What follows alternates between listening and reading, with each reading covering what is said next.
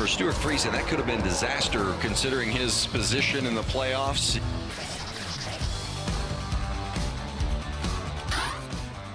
The pressure is definitely building because when it comes to NASCAR, it doesn't get bigger than Talladega. Add in the aspect of elimination, and you've got one huge event. Welcome to NASCAR Race Day for the Camping World Truck Series.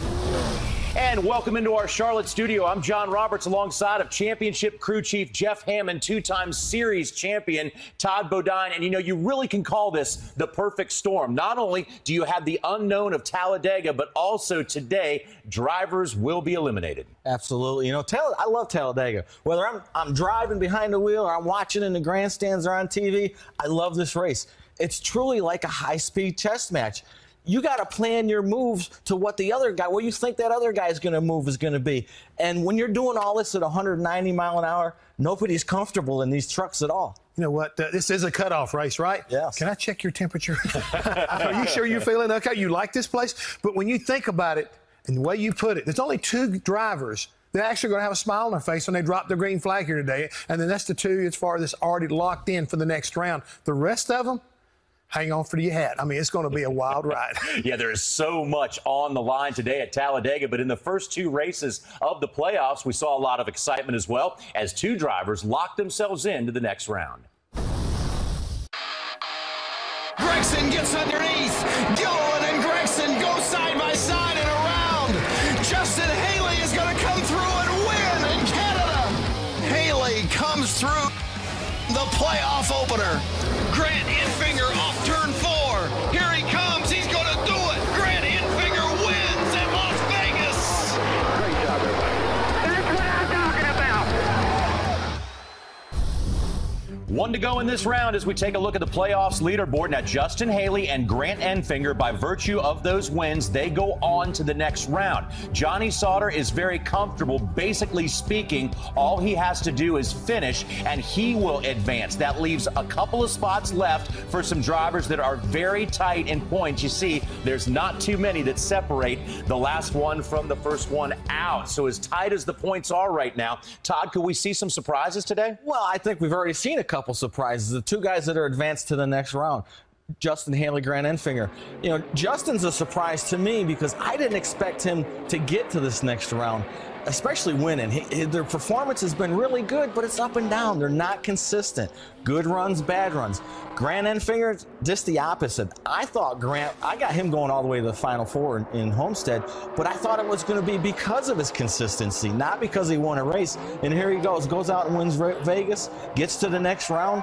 Grant, good for him. It's all looking up for him. The thing is right now, guys, you got to realize it's the cutoff race. And these points are so tight. And we keep talking about stage points, what you need to do as far as track position. And when you look at the overall starting lineup, all these guys are up toward the front and they realize what's at stake, especially Brett Moffitt, who's somebody who's won races and he's right there on the cusp of getting himself in trouble. He's got to be aggressive. It's, to me, this Talladega pressure cooker, I mean, it's getting ready to start really boiling over. And I can't wait to see who is going to wind up doing it the right way or somebody who's going to wind up being the wrong way. And that surprise situation, it could wind up being a non-playoff person. That could really, you know, devastate a lot of these guys because it'll all fall back to points. Yeah, and there are two ways still to advance here. You get the win, you're guaranteed, but then you can still work it out by way of points. Now, let's take a look at this round of 6. We know for sure that Haley and Enfinger are already in there. There are 4 more spots available after that. And then, of course, the Championship 4 races head-to-head in Homestead for that title. But in the round of 6, we have Martinsville, Texas, and Phoenix. And once we get through the Talladega pressure cooker of today, guys, we have some very diverse racetracks, and certainly no one is going to be able to just be good at one type of racetrack. You got to be consistent. And that's what I love about the next round of the playoffs. 3 different racetracks. They're all different sizes, and it takes all aspects of racing to get there. You got to drive smart. You got to have good trucks. You got to have good horsepower. It takes everything. So to me, it's going to separate the good teams and good drivers from the guys that shouldn't be there. And the thing is, 2 of the 3 we've already seen. You know, Joe Nemechek won Martinsville. John Hunter Nemechek won Martinsville. Johnny Sauter won at Texas. But nobody's seen Phoenix this year. And so we don't know exactly what to expect, who's going to be good on that 1 mile really tricky racetrack. So as you're talking, We don't know. And that unknown makes it even more interesting and compelling because that's how you're going to get to Homestead. Yep, the idea is simple, or sounds simple, survive and advance. Now, let's get you caught up on some of the news since our last race. Junior Motorsports announced that Noah Gragson will take over the #1 Chevy in the NASCAR Xfinity Series when Elliott Sadler retires at the end of the year. Gragson has claimed 2 wins in 2 seasons with Kyle Busch Motorsports and is currently fighting for the Truck Series Championship. GMS Racing announced that Cody Coughlin has left the team in just their first season together due to unforeseen sponsorship issues. But in Martinsville, the team will be adding 2 new drivers to its lineup. Sheldon Creed will be making the move to trucks after securing his first ARCA Series championship in Kansas next weekend. And coming from an off-road truck background, Creed has made 3 truck starts, all on the dirt at Eldora. And also joining the team will be the driver who finished second in the K&N E-Series point standings this season, Tyler Dipple. In 3 seasons in K&N, Dipple scored 2 wins, the most recent at Langley Speedway earlier this year. Both drivers will compete in the final 4 races of the season for GMS. So some driver changes are on the horizon, but Todd, we sure hate to see Cody Coughlin go. Yeah, I really hate it. You know, Cody's really gotten the hang of these trucks. He's gotten better as the year has gone on. But it is a funding issue for Cody, and I talked to him this morning on the phone, and he's really excited about his future. He's got some other plans outside of racing, some things he's going to do, but he was really happy about the people he's met, the friends he's made, and the teams he's raced for here. And he said don't count him out. If he can get some funding, he's coming back. Yep, things change in these series every year. Now, coming up on NASCAR Race Day, Todd traveled to Wisconsin to visit with Johnny Sauter and his family to see how the Truck Series veteran handles the pressures of raising a family and racing. I hate it when I make a mistake, you know what I'm saying? And it just sticks with me. I'm not the guy that can get out and be like, oh, well, you know, let's you know, go home and have a beer and some brats. You know what I mean? I can't do that. And Grant Enfinger is coming to his home track of Talladega with a little weight off his shoulders after securing a spot in the next round of the playoffs. We'll hear what he thinks about his chances of winning the championship when race day returns. You're watching NASCAR Race Day, only on Fox. NASCAR Race Day on Fox is sponsored by Camping World, America's #1 RV retailer since 1966. Visit a Camping World Supercenter today. Johnny Sauter is going to win the season opener at Daytona. Oh, contact. And for the first time, win at Charlotte. Friesen looking inside. No. Johnny Sauter will win at Bristol. With 5 wins already this season, Johnny Sauter is having the best year of his career, even better than 2016 when he won the NASCAR Camping World Truck Series Championship. But some might say he's doing it a bit unconventionally. While most of NASCAR teams and drivers live in and around Charlotte, North Carolina, Johnny and his family made the decision 4 years ago to pack up and head home to Wisconsin.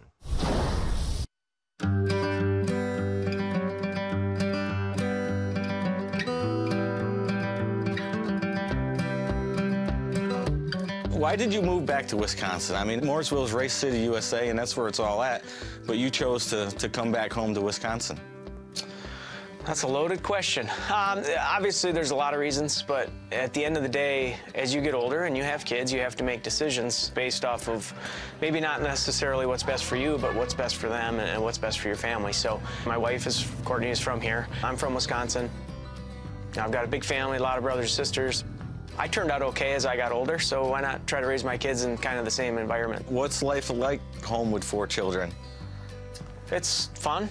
It's challenging, to say the least. We try to keep the kids, you know, busy. It's crazy, and it goes by so fast. Did we win? We get the bubbles? Yeah. All right. They're side by side. The lead and the win. Sauter and Moffitt side by side. At the line, it's Brett Moffitt. Yeah, I just blew it. So there's no other way to put it. And apologize to everybody at GMS. It's such an emotional sport, and you put in so much. When you come home, is that easy for you to leave at the track? No. You know, I'm a competitive person, obviously, to a fault, probably. You know, I've poured my whole life really into racing. I scrimped and scrapped and did whatever I had to do to go racing. So I want to make good on that, obviously. If I feel like I screw up somewhere and I finish second, that carries with me for a while. When he has a bad race, he is hard on himself, and it is probably part of who he is at home. But I do believe that the kids are great at reminding him what's important in life. You know, 4 kids, all different ages, so there's not a lot of time to think about what happened, what did I do wrong at the racetrack, because you're just trying to be a good dad, and that's what he does. The race fans see the tough side of Johnny Sauter. I don't got nothing to lose. Hey, I don't care anymore. Do you think they'd be surprised to see the Johnny that I know, the home guy, the father of 4 and the husband? Obviously, that's my job, that's my profession, that's what's on TV, that's how I come across. But I'm at home, I feel like I'm a pretty good dad, and, you know, I can sit back, relax with the kids, and I'm kind of a private, quiet guy, and I'm okay with that. Well, just for the record, I think you're a really good dad. Thanks, appreciate it. Nice look at a great racing family. You know, at one point there was a NASCAR race that featured 4 Sauters, and they're as tight off the course as they are on. You know, I went up there and I did this feature. I wanted the fans to see the side of Johnny that I know. I got to be really good friends with Johnny and Courtney before they moved back to Wisconsin. And the Johnny I know is a lot of fun. He's not hard-nosed. He's a great guy. He's great with his family. And I'm very fortunate to call him a good friend, and I miss him. I miss him a lot. You know, the thing is, you said he's a good dad, and you talk about not being hard-nosed, but you let him get behind that wheel, and all of a sudden, he told you, I'm a competitor. And he, even though he's 40 years old, he has not lost the desire to go out and beat and bang, and he's not going to take anything off of anybody, and he's having a fantastic year where everybody else at his age may be kind of slowing down. It looks to me like he is picking it up. I think right now Johnny is at his peak as a driver. You know, he's had a lot of success before this, there's no doubt about it. But right now, he's seen everything he does on the racetrack is right. Yeah, we make mistakes. He got beat by Brett at Michigan, but that's just Grayson. He does a lot of good things on the track, and he's good off the track, too. Yeah, and probably has many more years of racing, we hope, in him. Now, as we get ready for the race today, our entire Fox family's thoughts are with those who have been affected by Hurricane Michael, and you can help by simply donating today. To do so, go to redcross.org or text Michael to 90999 to give $10 to American Hurricane Relief. Next on NASCAR Race Day, we'll take a look at how the unpredictability of Talladega could affect the playoff picture. Stick around. NASCAR Race Day. We'll be right back. You're watching NASCAR Race Day, only on Fox.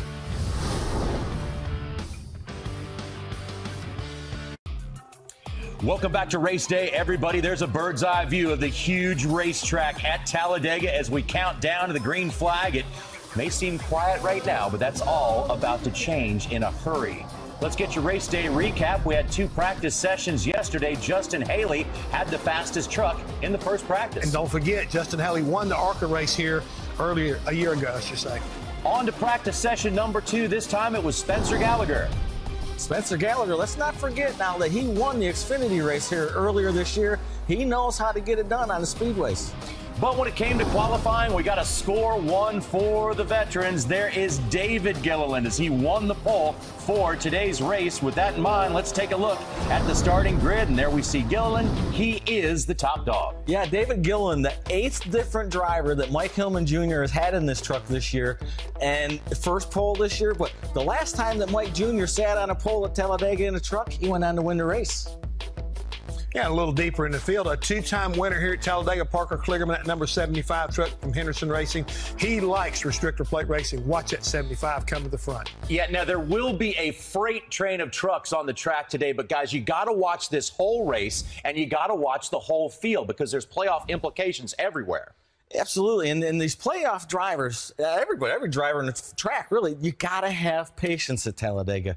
If you try to get in a hurry, you're going to get in trouble. If you try to force a situation, you're going to get in trouble. We've seen it 100 times. A guy will make a mistake and crash the whole field. You know, the thing is, Todd, too, you can't be riding in the back if you want to wind up transferring today. Too many guys have got too much at stake. But I think you got to have trust. You got to have trust not only with your spotter, your crew chief, your fellow competitor, but you got to trust yourself. You got to trust that you can get up there and race with these guys like you need to, and know you got to use that patience, but you've got to stay engaged. You're not going to wind up getting points unless you don't stay up toward the front. Well, you talk about points and running in the back. These playoff drivers, they can't do that. They have to get stage points. They need every single point they can get, because we know that two of these guys at least are going to points their way into the next round.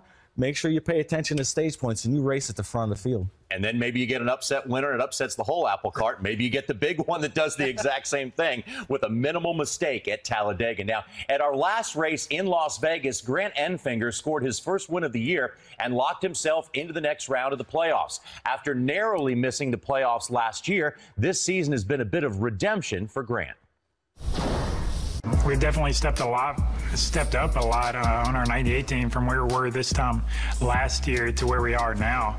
But our stage points, our consistency with our speed has been much better. So definitely proud of all the progress we've made. But I think once we get into round 2, I think we're going to need a win. And then obviously we need a win at Homestead as well to win the championship. Yeah, he's right. That's usually what it boils down to. But Todd, how far can this young man go this year? Well, I had Grant going to the Final Four in Homestead in my bracket, but not because he's winning races, because of his consistency. Him and his crew chief, Jeff Hensley, have had consistent trucks all year long, always in the top 5. If they're not in the top 5, they're in the top 10 with a bad truck, but they're finishing races and they're consistent. Grant's driving has been phenomenal all year, and he goes out and he wins Las Vegas and gets himself in the next round. So I wasn't surprised if he won one of the next ones to get to Homestead. You know, the thing that's amazing about him when you talk about his consistency is they have been able to be one of only 3 other drivers that have finished all the races so far this year. So that consistency has been throughout the year. No mechanical issues, even though they were a little bit slow to start because of some minor injuries switching to Ford this year. But the key thing is he's a smart race car driver. He has taken everything he's learned and put it together this year. And he is probably in his best position to win one of these championships that I've ever seen. So I agree with you. He looks like he's going to pretty much make his way to Homestead. You know, you talk about it. Grant, we think of Grant as a newcomer in the truck series, but he's not a new racer. He's got a lot of experience. He's got a lot of smarts behind the wheel. Yeah, and if he can get into that championship 4, he has a shot at the big trophy. Now, after getting the pole yesterday, David Gilliland said this would be the most meaningful race of his career because he gets to be teammates with his son Todd in his first super speedway race. Both Gillilands are sponsored by Pedigree this weekend, with David running the adult formula and Todd carrying the puppy formula. The Gillilands joined Fox Sports' own Jamie Little on Thursday to help Pedigree present the Greater Humane Society of Birmingham with a grant for the work they do helping animals displaced by natural disasters. Not only did the Gillilands get to present a check and play with the puppies, but they also left with a new family member. Winston Gilliland got a quick introduction to life at the track yesterday and even helped David fulfill his post-qualifying media obligations. And everyone convinced my dad that we should get this little guy. So we brought Winston home, and now he's at first day with us. He's at the racetrack. So no better way to break in a new family member. Oh, and what a great family member. You just can't go wrong with puppies. No. So we go from the softness of puppies to the toughness of Talladega. Guys, this is going to be a firestorm. You know, Dale Earnhardt Jr. once said, racing at Talladega is like a bar fight on 4 wheels. That's a great analogy, I'll tell you. But the thing that I like about Talladega, it's a thinking man's game. It really is. You have to think about what move you're going to make, a straightaway, a corner, or lap ahead. You have to think about the other guy. You got to think the whole time. You know, and some guys we haven't even talked about, you know, Spencer Gallagher, Timothy Peters, they've won here before. You can't, they're going to be a factor today. You watch and see. Well, thanks to Todd Bodine and Jeff Hammond, we are done here in the studio. But right now, let's head to the track for truck racing from Talladega. It is unmistakable, like no other. It is the biggest track. It has the steepest banking. It's produced the closest finish in Truck Series history. It is Talladega. A picture-perfect day, looks peaceful and calm on the outside, but 32 drivers are protecting their nerves and feeling anxiety from the chaos that's about to take over. It is race day at one of America's iconic tracks. Ladies and gentlemen, at this time, please rise and remove your hats as the Alabama Army National Guard presents our national colors. Please remain standing as revivalist and editor of the Christian Index, Dr. Gerald Harris offers today's invocation. Our Father in heaven, we acknowledge you as the giver of all that is good and perfect. We pray for your divine protection over the participants in this race from the time they start their engines to the finish line. May all of us come to know your love as demonstrated in the sacrificial death of your only begotten Son. May we realize that we are all in a race, and help us to look to the author and finisher of our faith for direction, peace, and eternal life, knowing that one day he will judge us on how we have run the race. In the name of your darling Son and Christ our Savior, amen. Here to honor America with the singing of our national anthem, please welcome from Woodstock, Alabama, Taylor Hanson, accompanied by signer Kaylee Gable from the Alabama Institute for Deaf and Blind, as they perform our national anthem.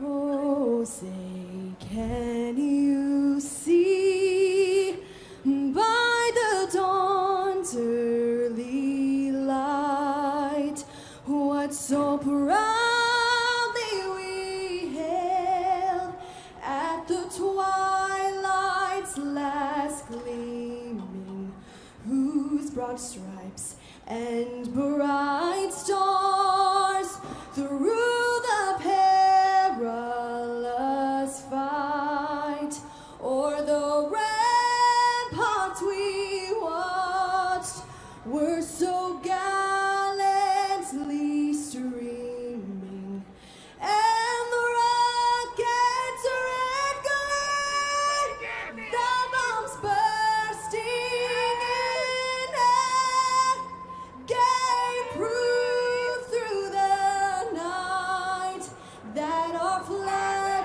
was still there. Oh, say does that star-spangled banner yet wave o'er the land of the free in the home of the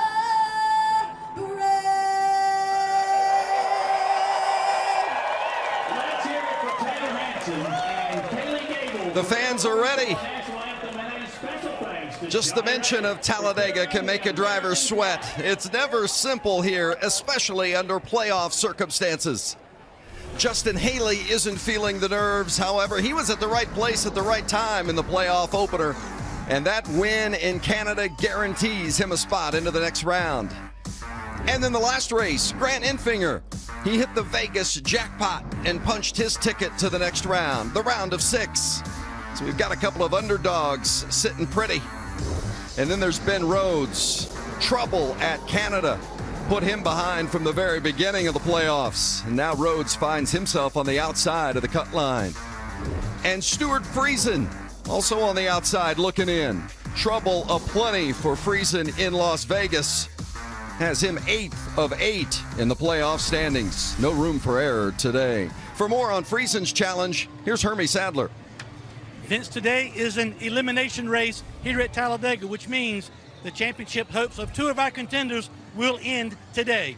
The driver with the most ground to make up, you mentioned it, Stuart Friesen. He's 10 points below the cut line. Why? Let's look back to Las Vegas last time on track. A multitude of issues for Stuart Friesen, including this late race spin through the infield, put Friesen in this position. Now he's got an opportunity at lap 20 at the end of stage 1 to score some stage points. The issue now is this 52 truck will have to go to the rear of the field to start today's race. Caitlin Vincey. Well, Hermie, another driver below the cut line is Ben Rhodes. And talking with Ben earlier today, not happy with that 14th place qualifying effort. He said, we definitely are going to have to work hard to make up ground, make our way up to the front of the field to try and gain those stage points, but also telling me this isn't one of my better racetracks. He said, I'm going to be honest, I have a lot of anxiety going into this event today. Vince? A lot of anxiety up and down that grid today, that's for sure. Great to have you with us, along with Michael Waltrip and Kevin Harvick. I'm Vince Welch. You know, there's enough intensity and pressure just with Talladega itself, but It's a playoff race, it's a cutoff race, and that just adds to it. How do they handle it today? Well, there's a lot of different agendas as we go into today's race. I think when you look at Justin Haley and Grant Enfinger, all they care about today is winning the race. They just want to add to their playoff point total. And then you have Johnny Sauter, who's got a big enough point cushion to where he's probably fairly good. And from there, I don't know, Mike. You better score some stage points, and as you get further down to Friesen and Ben Rhodes, they have to score playoff points, and they have to try to win. You know what I love about anxiety? It leaves the racetrack. I'm right up here in the booth. I mean, this place makes me crazy. I love the action we're going to see. And think about some of the guys that are starting out back. Johnny Sauter, he's in great shape with the playoffs, but look, he's going to drop to the rear here at the start, along with Stuart Friesen. He has to go to the rear as well. Those are corporate teammates. It'll be interesting to see how they push forward through the field. But Vince, what I love, I think there's going to be more action at the back of the pack than there is at the front. Many different agendas. In fact, I talked to 10 crew chiefs. They had 14 different agendas. Now, some of them had an A and a B plan, but there's a lot of different thoughts going on pit road. Yeah, that A and B plan going to change throughout the course of the race. And we'll have the perspective from high up atop the track here, and Phil Parsons, who's normally with us in the booth, down on pit road today for his view. Hello, Phil.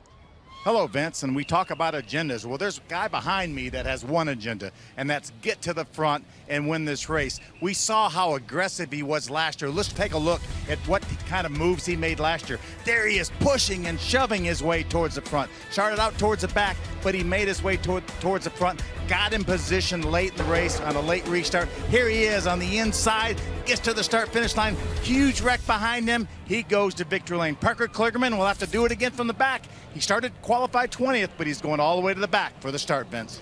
Okay, so we're hearing about the big names and drivers that we would anticipate could win this race having to come from the back. How patient or how aggressive are you in going to the front from the rear? Well, Vince, I just don't know that there's too many guys in this field that can do what Parker Kligerman did last year, just because of the way the rules are. You can't lock bumpers in the truck series. You can bump, but you can't stay attached to the truck, and he did a masterful job of pushing those trucks in the outside line forward. And I don't know that there's too many guys that can do that, Mike. And then also, you got to go now, Vince. This race is short. We're going to run 20 laps and have a stage in, so you got to be aggressive. And I think Parker Kligerman is one guy to watch.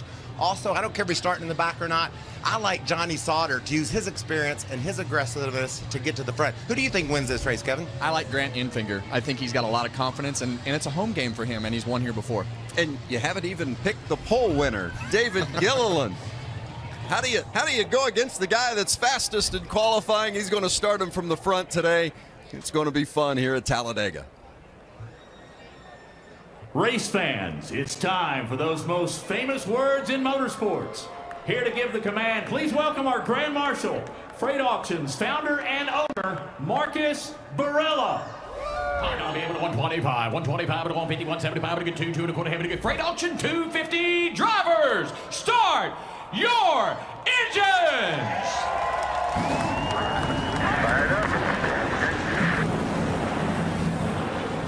We're running, everything's good. Shutting her off.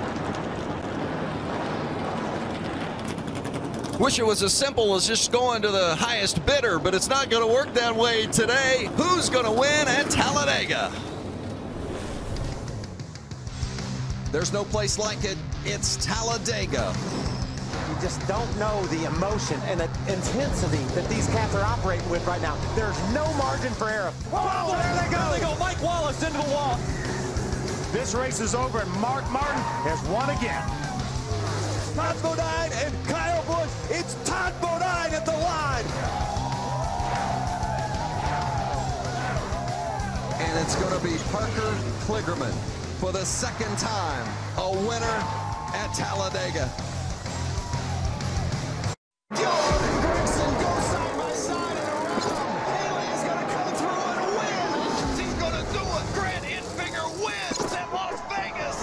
Great job, everybody. It's the biggest, baddest, fastest track in the series, and a perfect setting for today's elimination race in the Camping World Truck Series playoffs.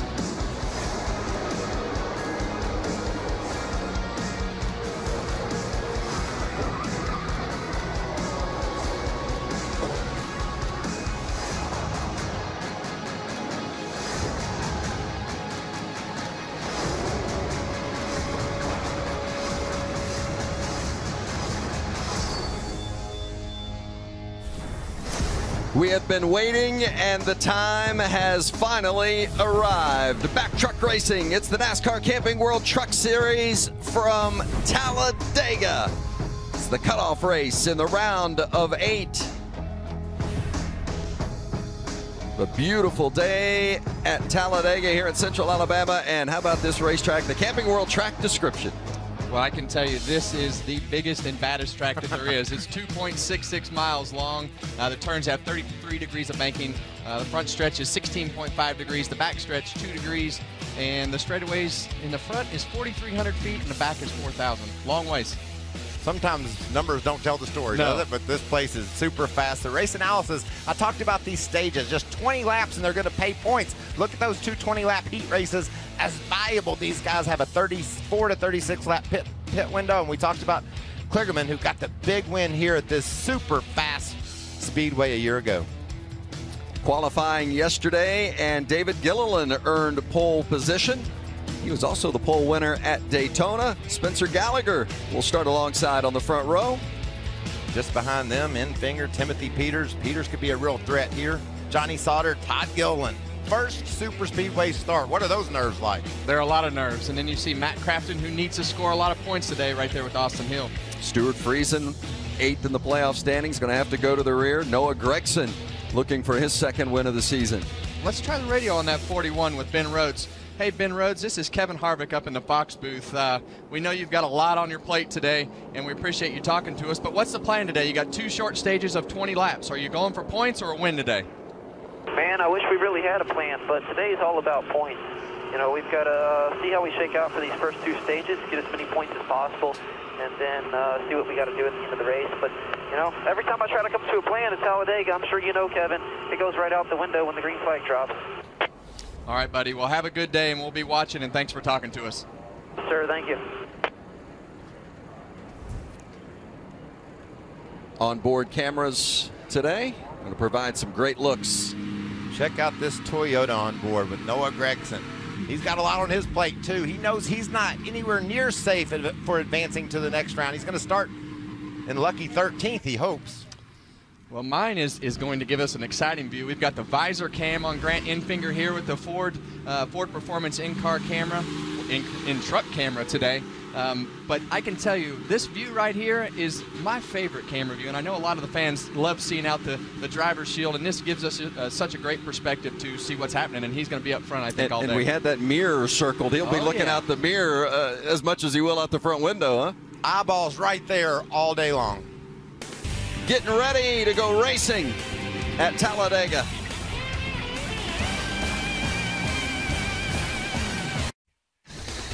NASCAR Camping World Truck Series Racing on Fox is sponsored by Geico. 15 minutes could save you 15% or more on car insurance. Scott Zipadelli is the crew chief for the 16 of Brett Moffitt. You guys right in the middle of the playoff picture. How do you attack this race? We're going to race it. We talked about it as a team, and I feel like the best decision for us is to race the HRE Toyota Tundra up front and be in control of our own destiny versus trying to play it safe, get in the back, and still get wrecked. We're going to go for it and try to get as many stage points as we can early on, and then if we're safe, we'll go for a win. If not, we'll change our strategy at that point. Caitlin? Well, Hermie, Junior Joyner calls the shots for Matt Crafton just above the cut line in the playoff standings. What's the strategy for this team with those 2 short stages up front? Stay on the yellow line, I guess, all day. We'll just we got decent track position. We just need stage points, obviously, and then to be there at the end with a shot to win. Hopefully, our Menards Ford F-150 been good all weekend. The guys have done a heck of a job. Body shop, fab shop, everybody involved. We've been working our guts out, and all we got to do is make it to the next one. Thanks for your time. Good luck to you. Phil? Well, they've all got a plan, but how quickly that plan goes out the window, another story altogether. That's why some of them had 2 plans, Vince. David Gilliland, the pole winner in that yellow Toyota Tundra on the inside. Spencer Gallagher will start on the outside. It's the playoffs. It's a cutoff race. And it's Talladega. We're green.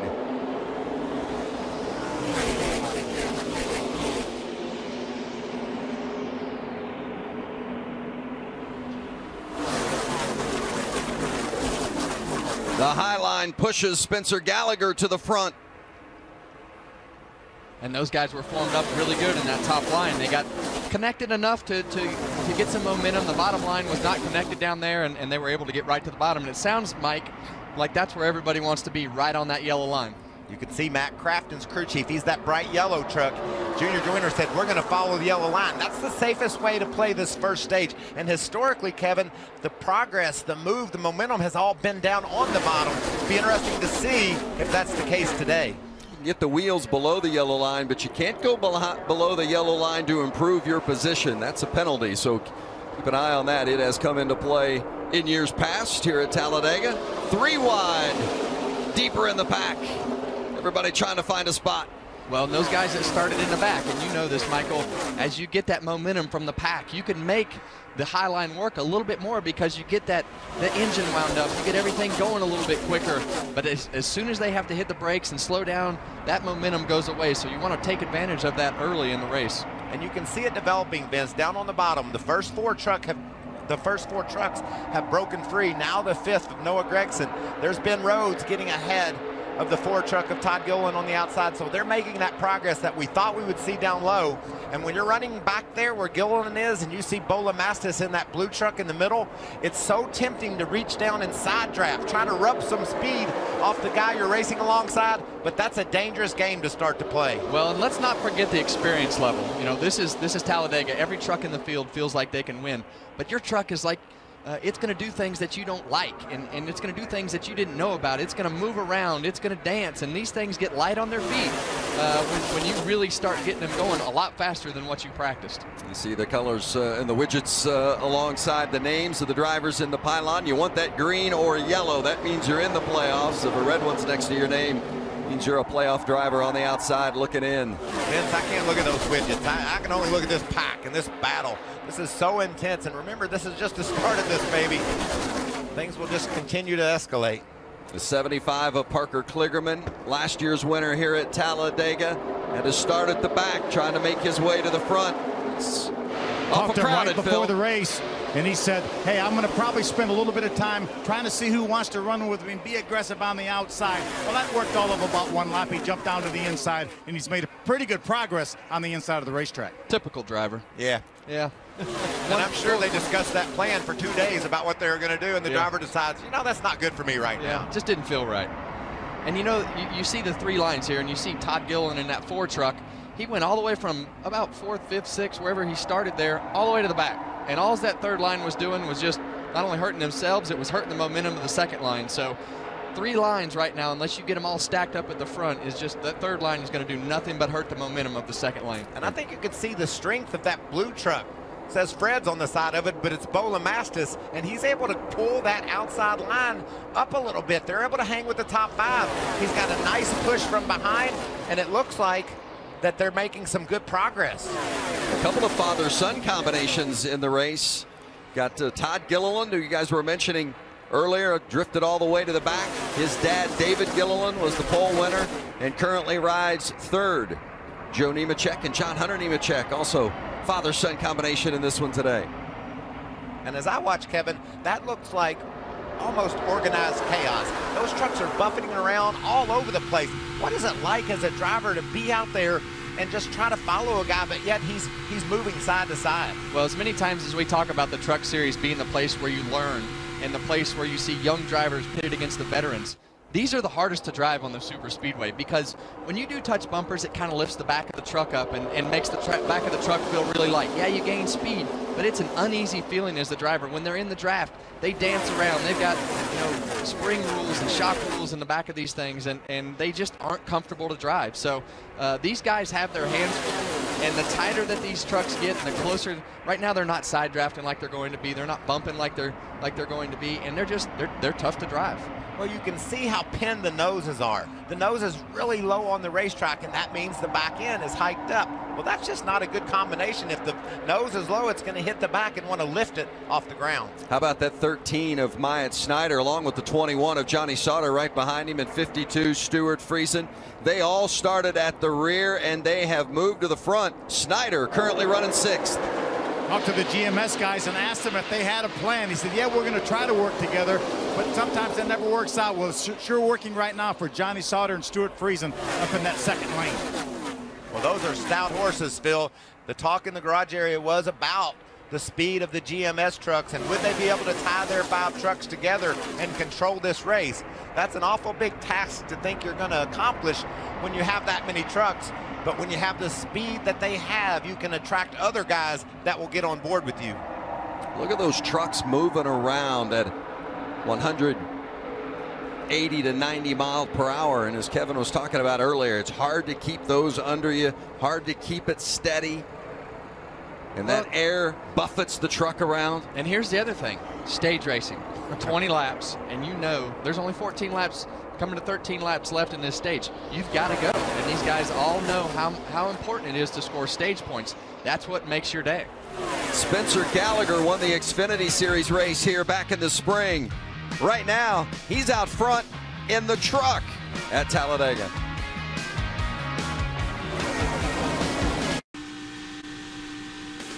How about that view out the front window of Grant Enfinger? He was in the lead just a moment ago. He took it away from Spencer Gallagher, but then Johnny Sauter got a nice push from his teammate, and Sauter has now gone to the front, but Snyder has taken it back on the inside. Great battle at the front at Talladega Stage 1. What about Sauter from last to first in just 10 laps? Now he's battling back on the outside. That's a strong truck when you can make that move. Stuart Friesen, a teammate with him, is giving him the shove he needs. Well, and they've got Justin Haley behind them as well. So you've got 3 GMS, basically 3 GMS trucks there. But they tried to wreck while we were in commercial. Here's Enfinger taking the lead there on the right-hand side of the screen, taking the lead from Myatt Snyder after Snyder had led the first 9 laps of the race, but it did not last long because Enfinger was out there, and then all of a sudden Enfinger got put in the middle. That is a horrible feeling, Vince. Middle.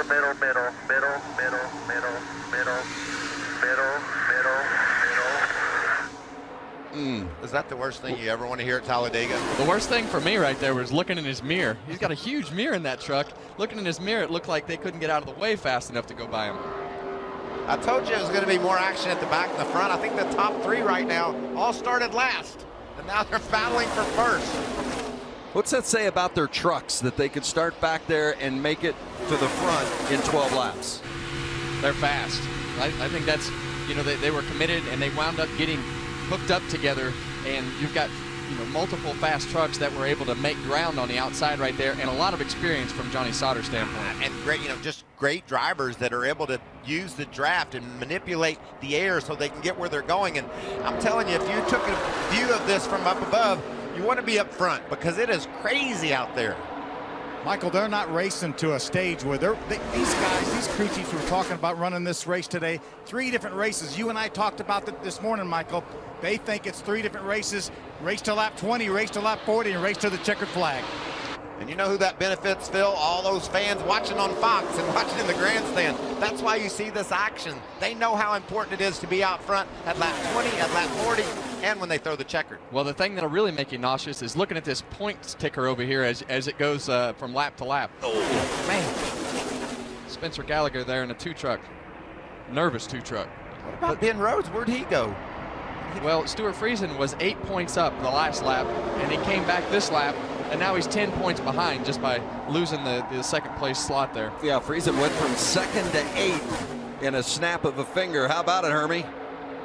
We just saw a mistake by Stuart Friesen in the 52, left the bottom of the racetrack open. He'll have to battle his way back. Remember, the 52 and the 21 had to start at the rear of the field today because NASCAR did not like the placement on some of the interior cooling devices on those trucks. Stuart Friesen desperately needs stage points. He's trying to battle his way back to the front. Now we have to remember, as we get down to the end of this stage, the trucks can bump, but they cannot lock bumpers and push for an extended period of time, Caitlin.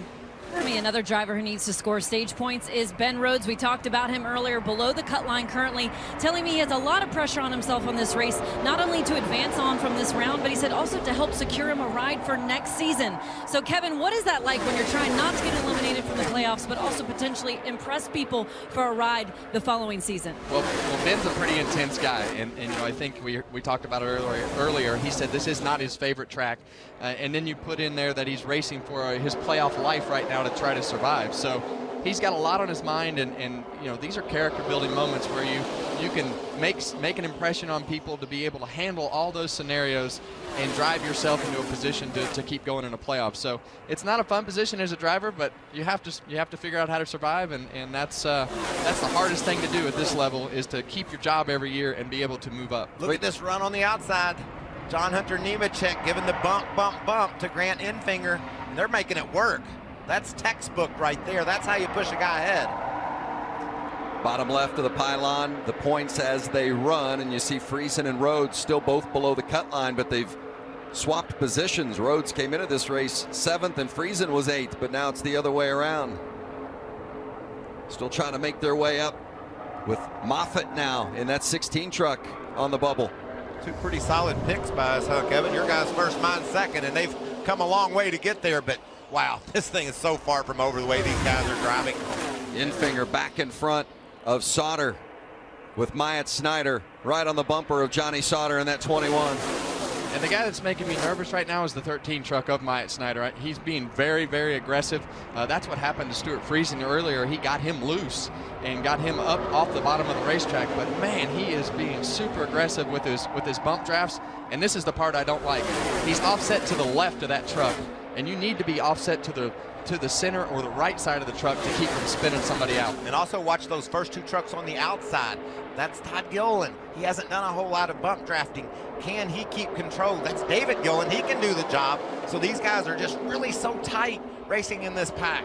David Gilliland giving John Hunter Nemechek a little assistance on that outside line. Nemechek in that black number 8, another one of those that had to start at the rear because of changes and adjustments that they had to make to that truck after qualifying. I can't wait till lap 20.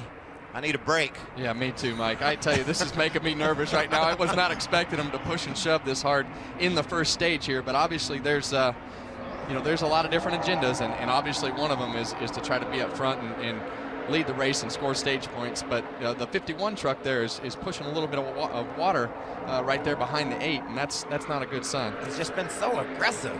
Final laps of stage 1. We got a couple coming to pit road.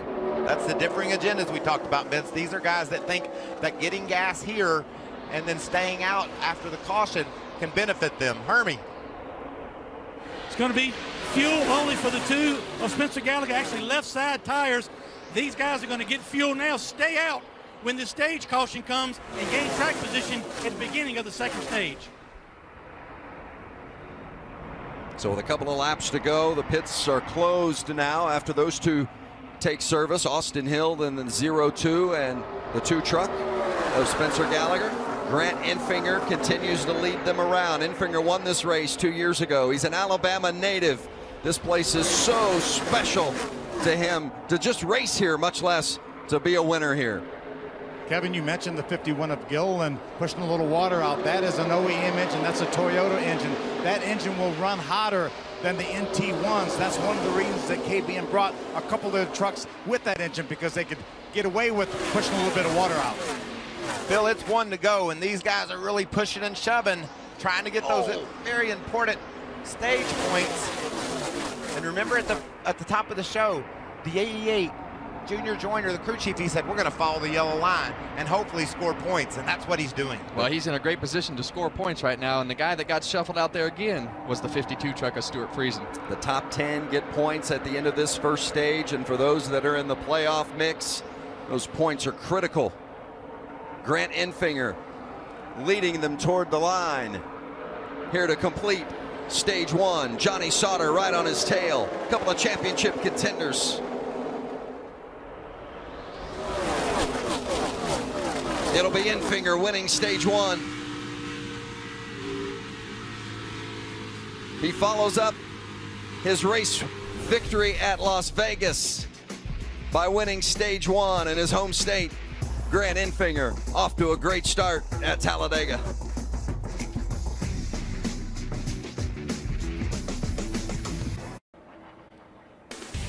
How about that stage 1 finish with Grant Enfinger and Johnny Sauter, just who Kevin Harvick and Michael Waltrip predicted would win the race. Looking like a couple of experts up here.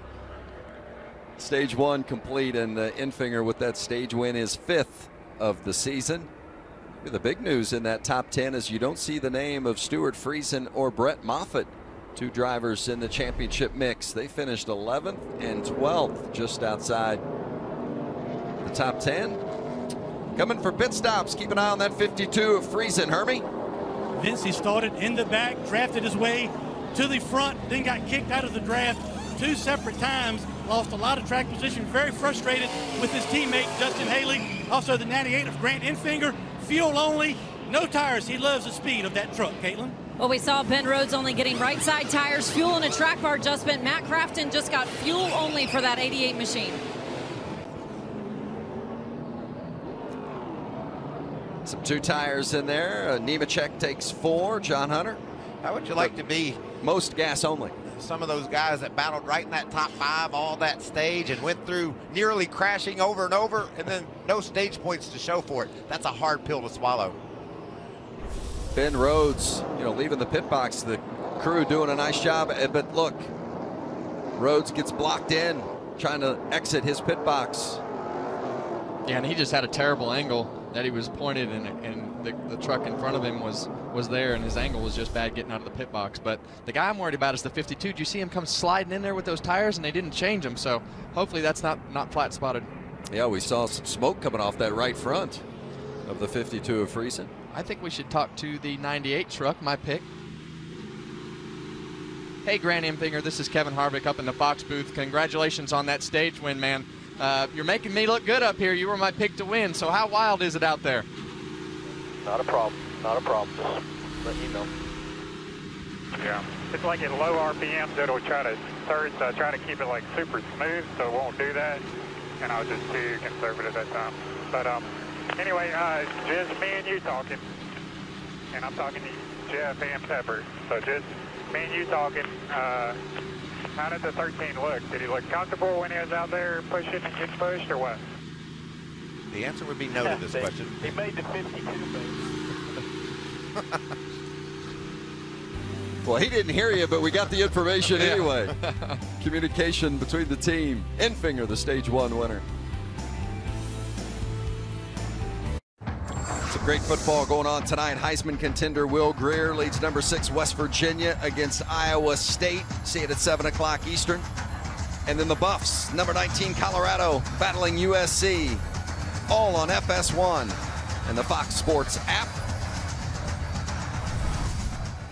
Back here at Talladega, getting ready for stage 2. A couple of penalties from that first round of pit stops. The 51 of David Gilliland, a 1-lap penalty for pitting outside his pit box. And the 16 of Brett Moffitt will have to go to the tail end of the line after an uncontrolled tire penalty. Hermie? Yeah, Vince, the 16 had come down pit road, got 2 tires, had to come back down pit road, so they went ahead and put 2 more tires on this truck. Also, a little bit of a break for this team as well, overheating the engine, so they were able to clean the grill and actually take a little bit of tape off the front of that truck to cool the engine. Phil? Hermie, the guys were talking about the 52 or Stuart Friesen sliding the tires coming down pit road. I just asked Trip Bruce if any concern at all about the sliding tires. He said, no, I watched it. It's not like he laid on them for several pits. He said, I think we're going to be just fine. I just hope it doesn't cause a vibration, Phil. That seemed like enough of a slide to where it could. And the reason that vibrations are such a pain here at Talladega, it vibrates your mirror. You can't see. It's also frustrating. It aggravates you, so you're not focused totally on your job. I hope that's not the issue. Well, and if it's vibrating and it's different than it was before, as a driver sitting in the truck, you don't know how bad that tire feels or looks. You just know how bad it feels and how much different it is. So all you're thinking about is the tire going to blow out? And on top of all the other stuff you're thinking is going to happen. Radio from Grant Enfinger. I don't think that 13 is good enough to lead. I mean, he's probably not a bad pusher as long as he pushes you on the straightaway, but he was beating on that 52 through the tri-oval, and Friesen finally had to bail. I do not want to get pushed through the tri-oval by anybody. I don't either. The 13 of Myatt Snyder was making Johnny Sauter nervous when he was pushing him as well. He was making us nervous too. Getting ready for this restart to open stage 2. The 0-2 of Austin Hill and the 2 of Spencer Gallagher. That's Hill on the inside. That's some of those varying agendas you spoke of, Kevin. They stayed out and pitted before, they pitted before the stage break and then stayed out under this caution. It's got them right up front. That's a good call. Well, and what happens after that first stage, Mike? This stage just gets shorter with all those caution flags. So we've only got 15 laps left to go in this stage. So, you know, the track position sometimes trumps being able to come in and put 4 tires on or whatever your strategy is when the caution comes out. Had a great look from that onboard of Noah Gragson. That inside line or that middle line just taking off and running right past the 18 truck of Gragson. Yeah, he had his teammate behind him. The Ford truck of Todd Gilliland, and Gilliland went to the middle, and that shuffled Gragson back. Guys, you were talking about the agendas. I talked to Jeff Hensley, crew chief for Grant Enfinger, right before the race, and he said their plan was to stop as long as they were up front with 2 laps to go in the second stage, and then have the track position as we start the last stage. And Phil, the thing I don't like about that, up front trucks pitting under green causes wrecks off turn 4. So we're going to have to watch that closely and see if that develops. Enfinger now getting inside of the 4 of Todd Gilliland, and Enfinger slots in behind Austin Hill, giving a push. I like the strategy of Matt Crafton. He's just been quietly sneaking his way forward, using that yellow line as his buddy. The only time we talk about him is just that he's moving forward and he's steady and not making any mistakes. There's a lot of these guys that are moving all over the place, pushing and shoving, and 88 just keeps on chugging forward. And that's Austin Hill at the front. Enfinger's pushing the 2 of Gallagher there on the outside line. What about Austin Hill? Went to the back at the start, and just like Johnny Sauter and others, finds himself at the front now. Best finish for Austin Hill earlier this season. In fact, just a couple of races ago, 8th. So running up front, not a position that he's normally familiar with. Still middle. Clear low if you want it, half, back half. Did you see how quick he took it? The spotter said, clear low if you want it. Don't ask me twice. And you look at his mirror, Michael, that mirror looks like a video game. You know, with all those trucks just kind of moving all over and some of them just sitting there. I mean, you don't know where to look. And it looks like a video game, but it hurts like it's real life, doesn't it, when it goes wrong? Looking at that pylon there on the left-hand side of the screen, the 52 and the 41 with those red widgets, they're still on the outside looking in as they have been since this race began. How about the 88 of Crafton, Caitlin? Well, Vince, he's been pretty happy with that truck. Just did an air pressure adjustment on that last cycle of pit stops. But talking with both him and his crew chief earlier, they said, man, this has been one of the hardest seasons we've ever had. But in the last 2 events, we feel like this team has made a lot of strides and a lot of gains. They said we just have to survive Talladega, move on to the next round, because some of our best racetracks as a team are coming up after this round, guys. Keep an eye on that for sure. Thank you, Caitlin. I love Talladega. How about the 10 of Jen Jo Cobb running 6th? That's why I love Talladega. She's put herself in the right position time and time again, used the draft, and she's put her small team right up among the big dogs. And for those of you that are watching today that typically don't watch NASCAR Truck Series racing, we're at Talladega. And when you come to Talladega, every truck that starts the field feels like they have a chance to win. And it's legitimate. And you know, I think the 10 truck of Jennifer Jo Cobb there is definitely proof of that as we watch this. The draft definitely levels out the playing field. Austin Hill continues to lead with Matt Crafton right behind him. Johnny Sauter there in 3rd. Going to commercial, but you're not going to miss a thing. Going to keep on trucking from Talladega. Hey! Chuck Norris, can you sign my Tacoma? I'll be glad to. From the fist of a legend rises a new action star. A hero who's there to save the day and the night. So fearless, so rugged, he's tough as Chuck. You replaced me with a truck? Toyota, let's go places. In the NASCAR playoffs, the energy transforms everything. The pack is flying apart! An infield becomes the place to be.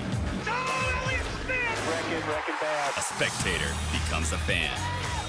An experience becomes unforgettable. He lit the track on fire. And a driver becomes a champion. Quite the party in victory lane. Be there as these drivers lay it all on the line. Wow, threading the needle. Get your tickets to the NASCAR playoffs by visiting NASCAR.com/tickets. Are you ready to experience your new city and all of its dysfunction?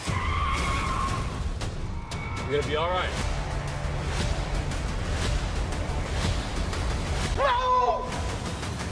All new 911, Monday on Fox. The NFL is on Fox. For some, Cam Newton and the Panthers battle the Redskins. For others, Todd Gurley and the Rams take on Von Miller and the Broncos. Tomorrow on Fox and the Fox Sports app. In the NASCAR Camping World Truck Series playoffs, you've got to lay it all on the line.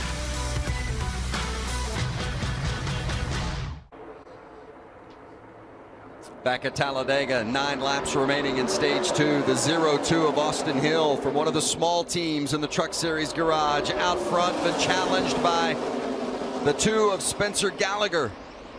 What about side by side? 30, Vince, of Scott Lagasse Jr. He's raced his way all the way up to second, and he had no practice yesterday. I mean, practice, not important practice. It wasn't important for this team. He's charged himself to the front. Practice? Practice. Michael, his first lap on the racetrack was qualifying and went out there first day of first practice, had an oil leak, didn't even complete a lap. His first lap at speed was qualifying. He was able to get that thing in the show. Brand new team on Portland Motorsports. They're only their 3rd race, had a top 10 at Las Vegas with Austin Theriault. We know that Scott Lagasse knows how to get it done on a super speedway. He has a top 5 at Daytona. He finished 3rd there 2 or 3 years ago. Scott Lagasse's the guy to watch.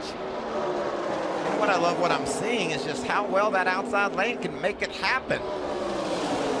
You saw it while we were away at commercial. Watch that 13 right there in the middle of the screen. Into the 24. Oh, can't believe that didn't cause an accident. And then the 13 of Myatt Snider way up the track, but gathered it in, saved it. And there just wasn't enough room right there, Mike.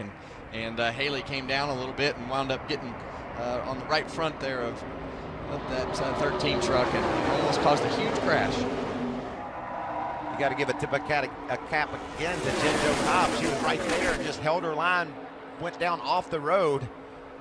Great racing, good heads up running. Side by side. At about 7 rows, 8 rows deep. Up front, the 2 of Spencer Gallagher on the outside. He started on the front row. Austin Hill in the 0-2.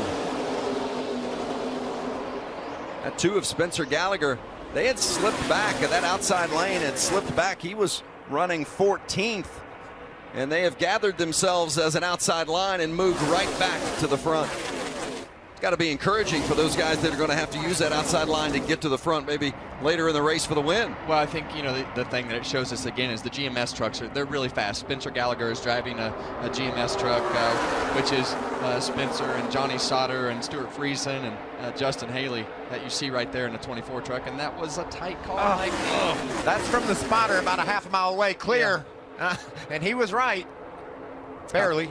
And you mentioned the spotters, Mike, how challenging it is for the spotters here at Talladega to keep their drivers in the right spot at this 2.66 mile track. Oh, a little contacted look there between the 0-2 of Austin Hill and the 13 of Snider. Was that Snider that came down? Look at this big run for Lagasse to the inside. Lagasse. That was from a push. Todd Gilliland in that bright yellow 4 truck gave a huge shove to Lagasse, and it worked out. We've had Austin Hill leading, and now Scott Lagasse from 2 of the smaller teams in the garage.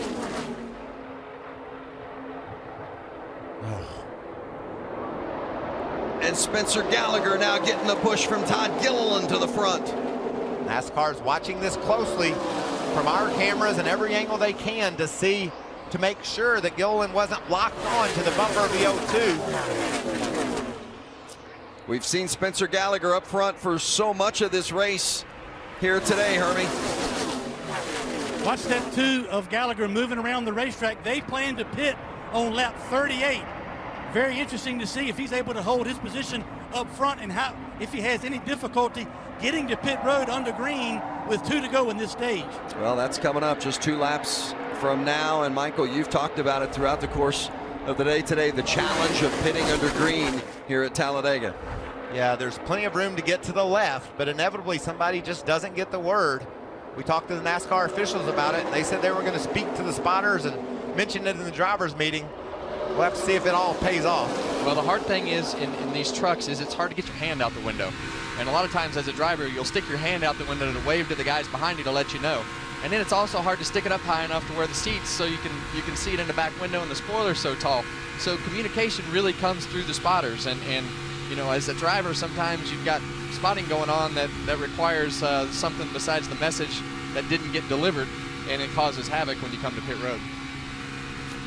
Riding with Noah Gragson, one of our championship contenders, but currently sits back in the 18th spot. Sounds like the popular decision. Report from Phil is the guys start peeling off now. And here they come. And executed it cleanly. Timothy Peters there in the 25. There's the 2 of Gallagher, Hermie. It's going to be right side tires and fuel for the 2. Well, Spencer Gallagher did a really good job of getting down on the apron and down to pit road and not causing any issues. They are doing this to have track position. Again, when the field goes back to green, the 98 of Grant Enfinger. He had already dropped back from the front to about mid-pack before coming to pit road. There's going to be no changes. Left side tires and fuel for Enfinger. You see there on the right-hand side of the screen some contact. The 12 of Tanner Thorson. I believe that was the 16 of Brett Moffitt that had damage. It is. Moffitt, you see, slow on the track. We're going to stay green. Bring it to me. Moffitt, the first driver outside the cut line in the playoff standings. As Todd Gilliland brings the front pack to the line. 1 lap remaining here in stage 2. And look at that damage to the right front of one of our championship hopefuls, Brett Moffitt, 4-time winner this season. Hermie's waiting on him. Vince, the 16 came into this race with an 8-point cushion only to advance to the next round. You can see him up on the right side, a lot of damage on the right front, a critical part aerodynamically of this truck. Obviously right side tires, but a lot of time will be spent on the right front of this truck trying to fix this damage, but it was contact with the 12 that caused the problems for the 16. Well, and Hermie reported just a moment ago on the 2 of Spencer Gallagher, who's led the most laps today on his pit stop. They've got an uncontrolled tire penalty as the green and white checkers fly, and Todd Gilliland has won stage 2. Gilliland, the 18-year-old.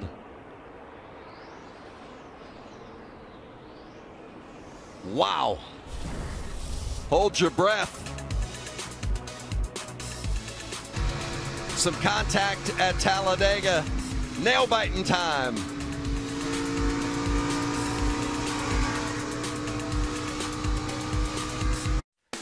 NASCAR Camping World Truck Series racing on Fox is sponsored by Camping World, America's #1 RV retailer since 1966. Visit a Camping World Supercenter today. The 24 of Justin Haley comes down pit road to go into the right side of that truck. It'll be fuel, no changes for the 24. The 52 of Friesen up on the right side. Truck's a little free, has no stage points so far. They've got to get going here in this final stage. Caitlin.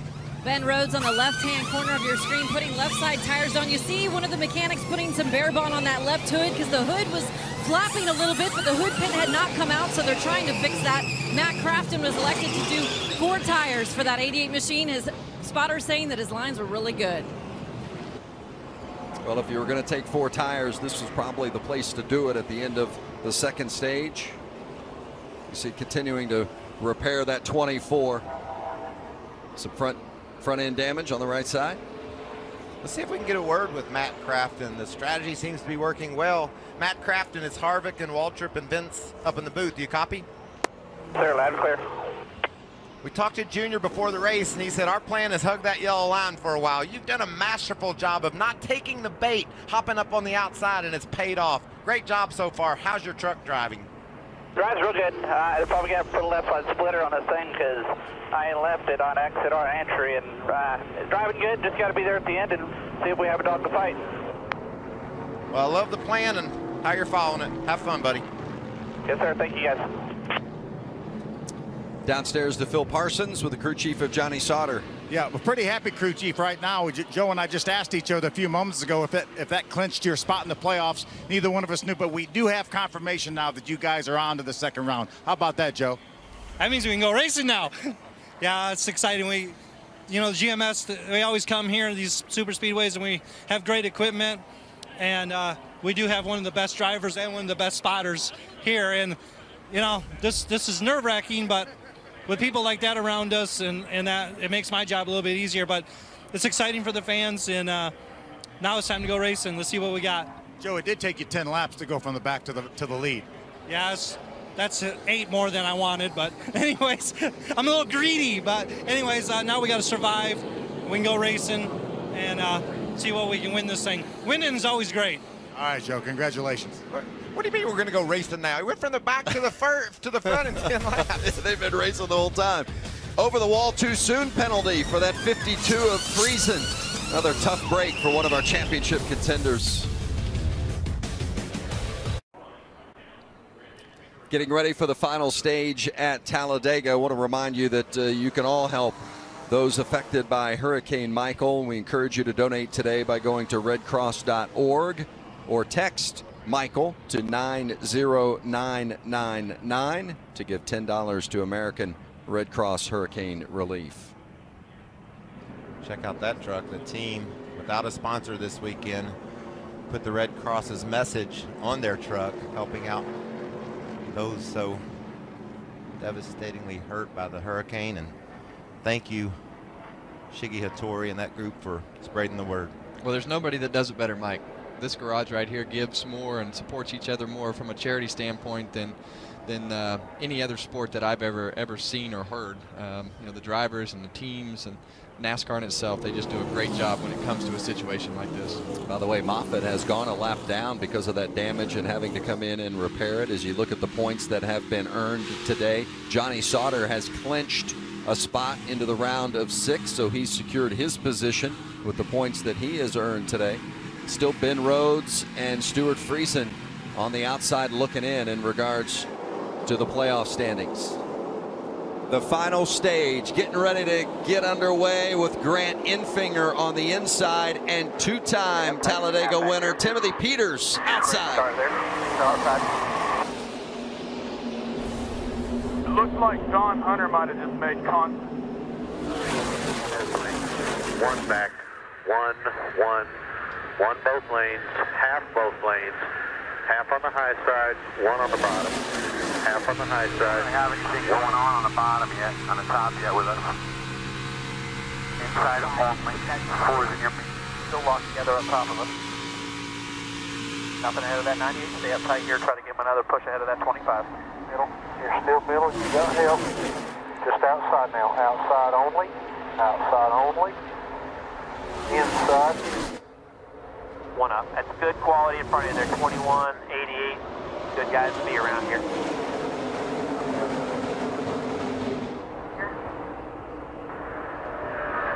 Go. The first lap under green here in the final stage, and they're still side by side. Enfinger and Timothy Peters. Enfinger won this race 2 years ago. Peters has won it twice before, back-to-back in 2014 and 15. Oh, contact.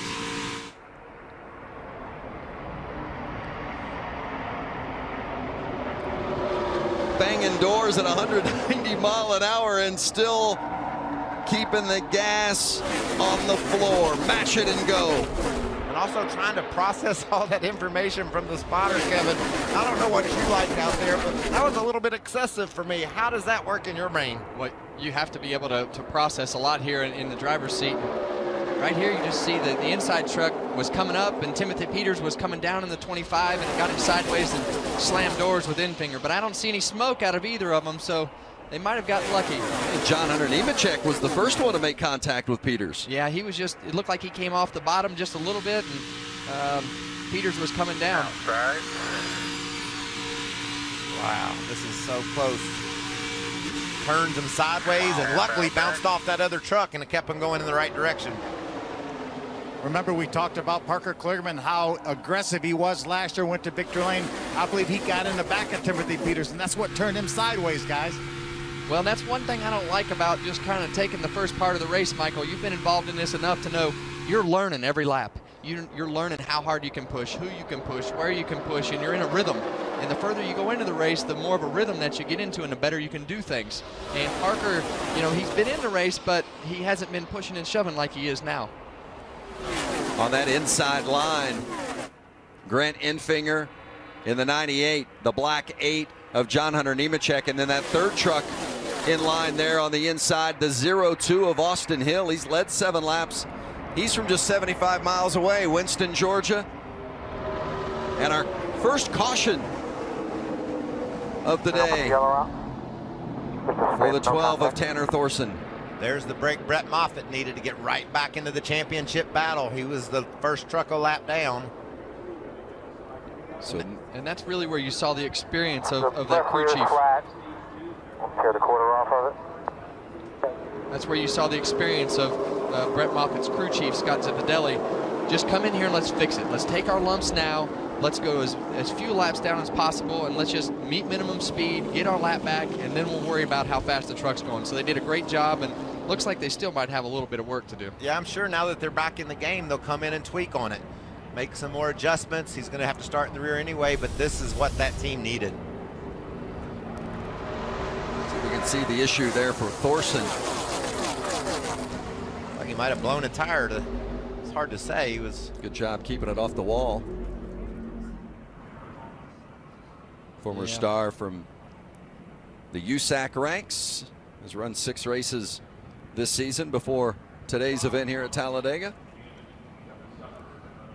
Yeah, it's hard to tell right there, but you know that has all the signs of a left rear tire going down. You see some damage on the left side of the truck, so it might have had a little cut in it or something and just turned him around there. That's painful there, just creeping your way back to the pit, because if they get tires on that thing, he could be like Moffitt, get right back in the game. You look at the points in the playoff standings as they run. Ben Rhodes has finally got on the right side of the cutoff line. Moffitt and Friesen still with work to do.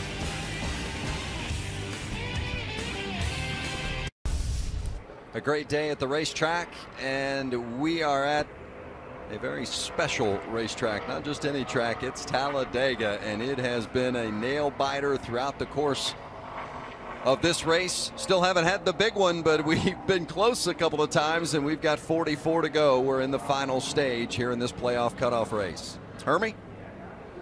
Vince, 2 championship contenders on pit road.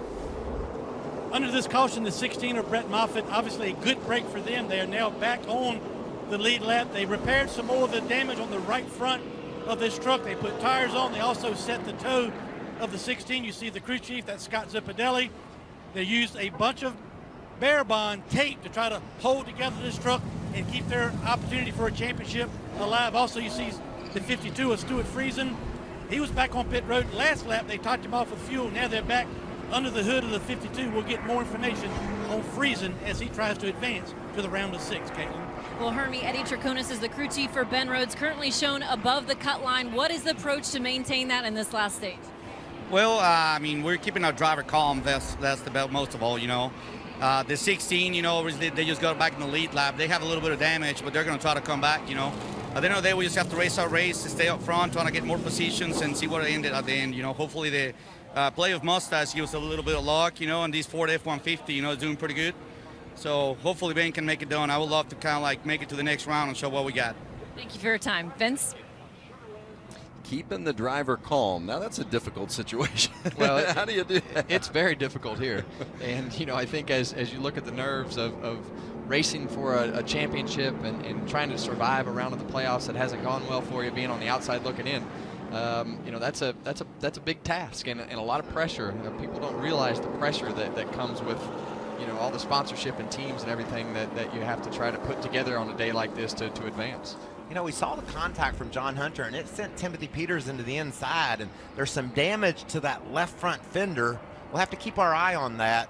The left front's an area of the truck that's really critical, and if it rubs that tire, it could cause issues. That's Peters in the 25, currently lining up in the 6th It's all spot. good. That's crew chief Jerry Baxter.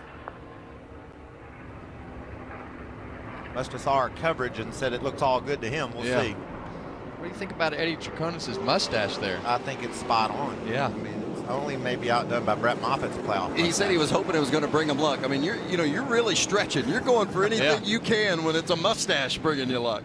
Vince, you said it. It's Talladega. We'll try anything, baby. Matt Crafton in that neon yellow on the inside, going to lead him back to green.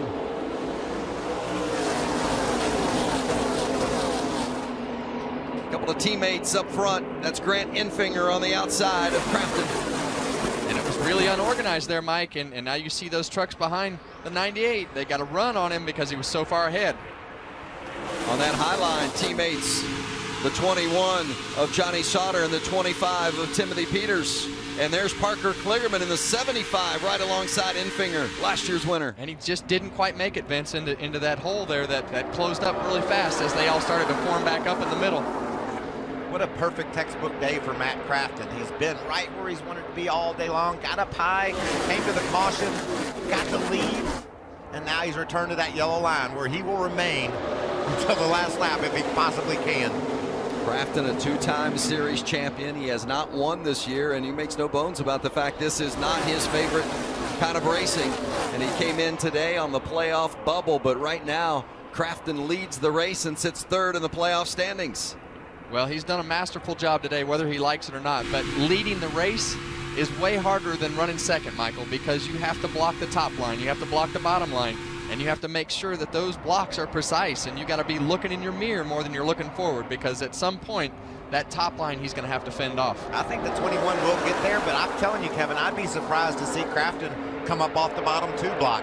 He might just say, I'm going to bet my stake, my future on this bottom line and run right here. Well, he's got an experienced pusher behind him as well. You know, we saw a few moments ago that 52 of Stuart Friesen on pit road with the hood up. What's going on, Hermie? Vince Stuart Friesen is in trouble. Obviously, he is a half a lap behind the draft. They came back down pit road, went under the hood. The engine was skipping and popping, and now will not come up to speed. They're not sure if it's an electrical issue or potentially dropping a valve, but right now the 52 is just hoping to survive, and they're going to need some help to advance. Yeah, I mean, I'm not sure just surviving isn't going to do it for Friesen. No, and I don't think that truck can meet minimum speed for long. It's really off the pace. NASCAR requires you to run within a few percent of a certain speed, and it doesn't look like that truck's going to make it. Tough break for Stuart Friesen, who has been knocking on the door of victory all season long. Came into this race 8th out of 8 in the playoff standings, and that's currently where he sits, and he's got a bigger problem on his hands now. Michael, I love what Todd Gilliland has done today. You see him up here on the top lane, leading that in the 4 truck right there, leading the outside lane there. He has gone to the back 5 or 6 times today from this exact position. He's been shuffled all the way to the back of the field, and he's worked himself all the way back to the front every time. And he's just, that's the way you learn. And he's a young kid with not a lot of experience, and he's done a great job today. It's his first time ever on a super speedway like this, and you said it earlier, Kevin, when you talked about Kligerman. You got to do trial and error. You want to be smart with your trials, but you have to put yourself in many different positions if you're going to learn what it takes to go up front at the end, and that's what Gilliland's done. What an impressive young racer. Riding with Noah Gragson, who sits 8th on that. Yeah, Vince, Noah Gragson, only feedback really he's given on the radio is just a little bit tick loose, but talking with Noah before this race, he told me he was pretty apprehensive about it because he said he felt like the super speedways was not a strong suit for him, but he said I placed a really big emphasis on getting good communication down with my spotter, who is Tony Hirschman, the spotter for Kyle Busch on the Cup Series. And Kevin, how critical is that spotter-driver communication at a place like Talladega? Well, it's very critical, and you have to look backwards more than you look forward. We see the 30 truck here off the pace. Scott Lagasse Jr. Looks like he had some damage of some sort, maybe a flat tire. Meanwhile, back in the pack. Meanwhile, back in the pack, the spotters are still talking more than they do anywhere else. But you know, that is those are your eyes. That's your communication. They're helping you drive as much as you are, and you're not saying a word. You're just listening to the spotter say inside, outside, run coming from the back, run coming from the front, and those are the types of things they have to keep continuously feeding you information. Otherwise, you'll get hung out, and it's hard to take it all in to make it all work. And you can see, like we suspected, Matt Crafton, he just stayed on the bottom. He lost a couple of spots, but still right up in the top 5, still in contentions. He knows there's going to be some comers and goers, and he's committed to that bottom line. Grant Enfinger in that fast number 98 truck that you liked so much at the beginning, he's really making a run up top. And that truck behind him, that 47 of Chris Fontaine, what a job he always does on the restrictor plate tracks. And I'm going to tell you, Kevin, I went down and talked to the crew. That truck is 20 years old. They built a chassis for that in 1998. He's trying to take the lead from kids that aren't that old. But he always does a great job on the super speedways, and he's drafted his way to the front in this 20-year-old truck, Phil. Michael, I think we have to get ready for some possible green flag pit stops. Most of these guys say they can go somewhere between 33, 34 laps. That means around 60 laps, 61. That gets them in their window. They got to make sure that they have enough people to come with. One of the crew chiefs told me right before the race, he said, I think lap 65 it's going to be really busy on pit road. We'll see what happens in the next few. I would want to come on 64 then. Duck out of that line all by myself. This could be big trouble. Oh, and there goes Fontaine. Contact and around. Crafton involved, Rhodes involved, Parker Kligerman, John Hunter Nemechek, Bo Lamastus, Johnny Sauter back there. Was it?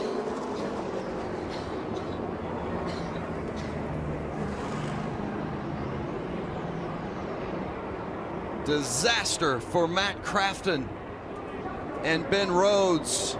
A couple of championship hopefuls, and look at the debris.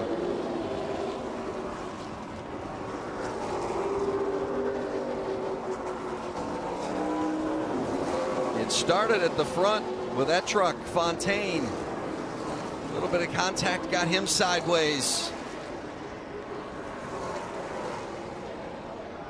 And for Junior Joyner, not what he wants to see. His 88 truck crumpled. But I tell you, Vince, I think, there's Parker Kligerman out. Obviously a huge hit for Parker. He lays down on the track. They're tending to Chris Fontaine in that 47 truck.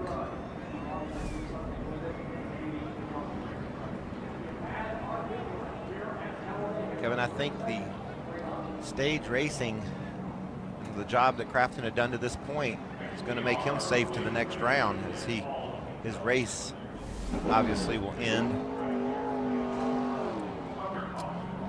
Yeah, and that's why you have to race so hard in those early stages, because you don't want to leave it, to risk at the end of these races, because stuff like this is going to continue to happen as we go throughout the day. We see the 41 truck of Ben Rhodes. It'll just depend on how much damage they can get fixed within the damaged vehicle policy time limit. There's the 21 of Sauter, who'd already clinched a playoff spot earlier today. We've now gone from yellow to red, so teams will not be able to work on their vehicles under the red flag. It's good to see Matt Crafton get out of his truck, but Stuart Friesen, who's had so many issues today, was able to avoid all the contact. I don't know, maybe they can get to pit road and work on that engine, see if they can pick up some speed. Brett Moffitt, another one of our championship hopefuls, who has had some issues today, as you can see with that damage, able to avoid that mess as well. It had been such a great day for Matt Crafton. He'd stayed on that bottom line and made his way from the back to the front, but his day is done. Let's see how it all developed. Watch the 47 of Fontaine. I think this is where it starts. He's up high and goes to the bottom, and Haley was there. Oh. Watch this 75 truck, Michael. I mean, he's in the wreck right here, and he comes down the racetrack, and no brakes, obviously. Hit again. Oh. And those are the ones that they all hurt. But when you start getting hit a second and third time, that's when it really starts to catch you off guard. Fontaine to the middle of the track, and Haley was already committed there. There's just nowhere that Haley could have gone. Bam.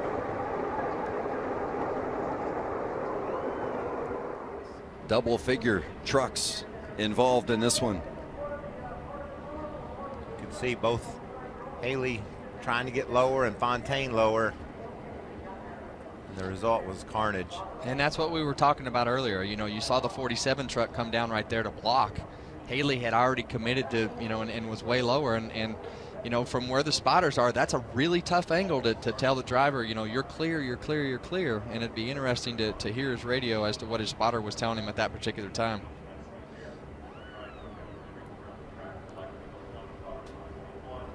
Well, we had been talking earlier about it seemed like we were so close to having the big one, but everyone had been able to keep it gathered up. Not this time. 10 different trucks involved.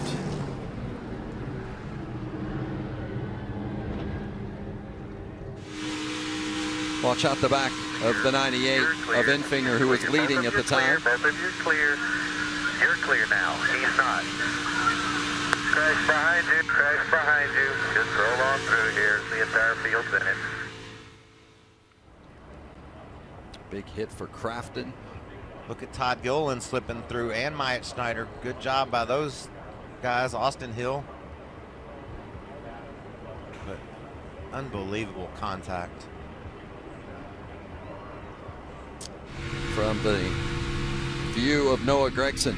Back it down, back it down, back it down. They're going to hit it. They're going to come back to the flag. Get on the apron, apron, apron, apron. Clear, lower, get lower. All right, keep coming through here. I love the job Gregson did there. He went to the apron. There's room down there, and he used it. Yeah, and a lot of times when you're running on the top, you don't have any options like that. And you know, like you say, he did a great job, and his spotter was immediately telling him, get low, get low, get lower. Tony Hirschman, the spotter for Noah Gregson. Some spots for Kyle Busch in the Cup Series. There's the damage to that truck of Johnny Sauter. Fortunately for Sauter, he had already accrued enough points today to be able to clinch a playoff spot. There's the list of drivers involved in the accident. Sauter, Haley, both had already clinched playoff spots. Ben Rhodes and Matt Crafton not so fortunate. There's the Chris Fontaine truck. You see they've gotten him out and pulling the truck off. Sure he'll go to the infield care center and be checked out with all the drivers that are involved in the crash. About the 41 of Rhodes and the 21 of Sauter. Caitlin? Well, before that red flag came out, the teams were able to work on that 41 machine a little bit. They had the saws out trying to provide clearance for those tires to repair the body, but they were also taking pictures of the right side of the truck and bringing them back over to crew chief Eddie Traconis so he could take a look and see exactly what was happening on the right side. Also for the 21 of Johnny Sauter, another playoff contender, a lot of body damage for them as well, but these crews still not allowed to work on these trucks right now under red. There's nothing they can do to the 21, is there, Kevin? No, I think the 21's done. You know, I think that the 41, I mean, his playoff hopes are going to come down to how they fix this truck. And the first thing that's going to happen from a race team standpoint is you have to meet the damaged vehicle policy. So their main priority at this point is to make sure the tires don't go flat. Get back on the racetrack and meet minimum speed and wait for the next caution. And you get a break at Talladega with meeting the minimum speed, because if you can just hang on the back of the draft, that'll get you there. And then the fate of Matt Crafton, it could depend on what kind of job Rhodes does on the repair, and also how much engine's left in the 52 of Stuart Friesen. Can he pass enough trucks to get up there and displace Crafton from the spot he's currently on the bubble, 15 points ahead? But does he have enough engine in it to finish the race?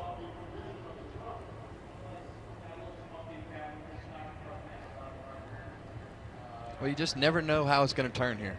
16 truck, probably thought his championship hopes and day was done. Next thing you know, you have a huge crash, he misses it.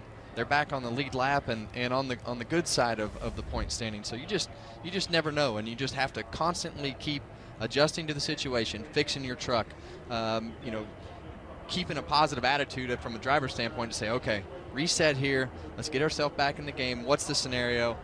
here's what we need to do. And now it's not always about winning and losing. Sometimes it's just about surviving, and especially here at Talladega, it's a survival game. You know, that's one of the challenges you're going to have here at Talladega. Just look back to last year and what happened. Similar situation with the big accident, who got through and who didn't, and that ended up being key in who went on and fought for the championship. Yeah, Chase Briscoe with an engine problem earlier. You see Ben Rhodes with issues with his truck being involved in a crash, and it looked like there was no way. There's Fontaine spinning again. There was no way John Hunter Nemechek was going to be able to make the next round because of the big crash by Kaz Grala there.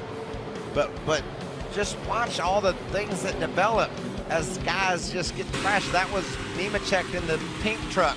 He was into the outside wall. Matt Crafton with heavy damage. There you go. Needed a bigger hammer. Yeah, that'll do it. And then on the last lap, look at this mess. And somehow sneaking through all that was John Hunter Nemechek, and he got through. And that allowed him to move on to the next round of the playoffs. And, well, of course, Nemechek not running for the Truck Series Championship this year, but the driver of that truck was Matt Crafton. And Crafton was having such a strong day.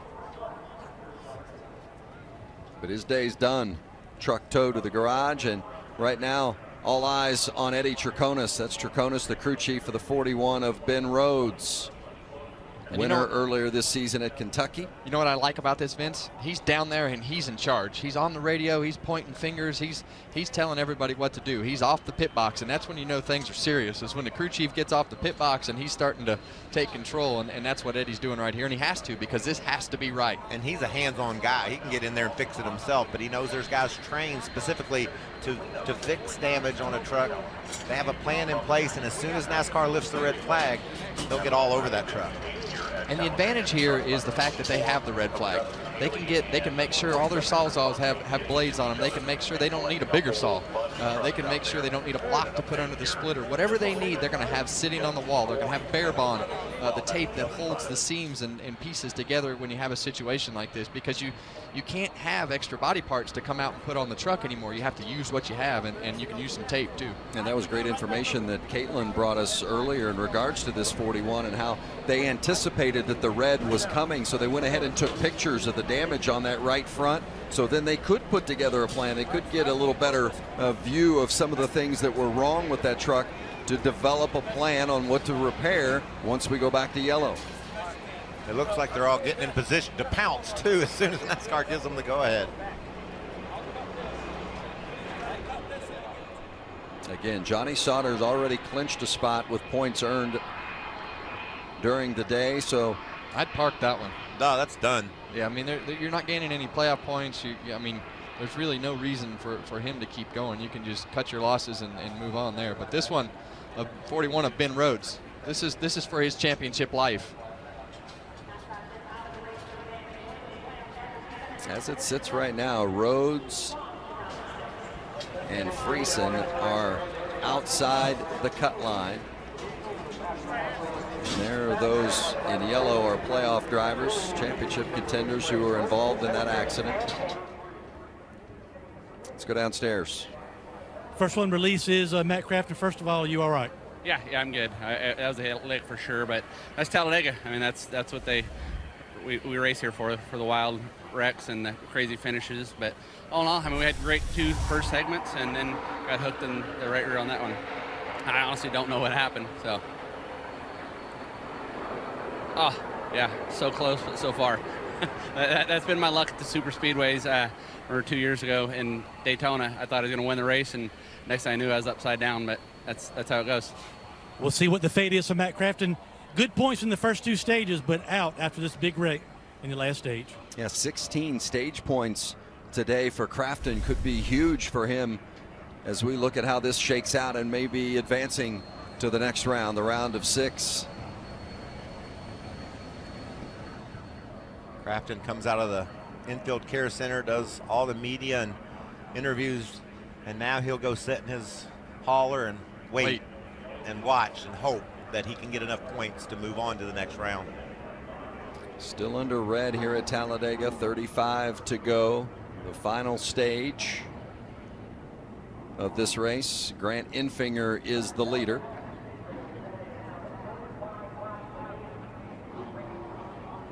Spencer Gallagher also involved in that incident. Gallagher has led the most laps in this race, but he's done for the day, Phil.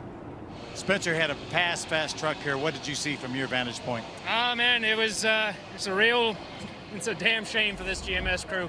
I think we had hands down the fastest truck in the field today. I was able to go wherever I wanted to, whenever I wanted to, go from the back to, contending for the lead pretty much on command. But as you guys see there, just a guy running up in a position that he probably doesn't have the pace to keep, gets turned, and unfortunately it cost us a great day. And I'm mad about it right now. That was this two teams' race to win, and I just got to apologize to the guys that we weren't able to pull this off. It kills me right now. It kills me. Glad you're okay, buddy. Thank you. We've transitioned from red to yellow. An 11-minute, 42-second red flag. 10 involved in the big one at Talladega.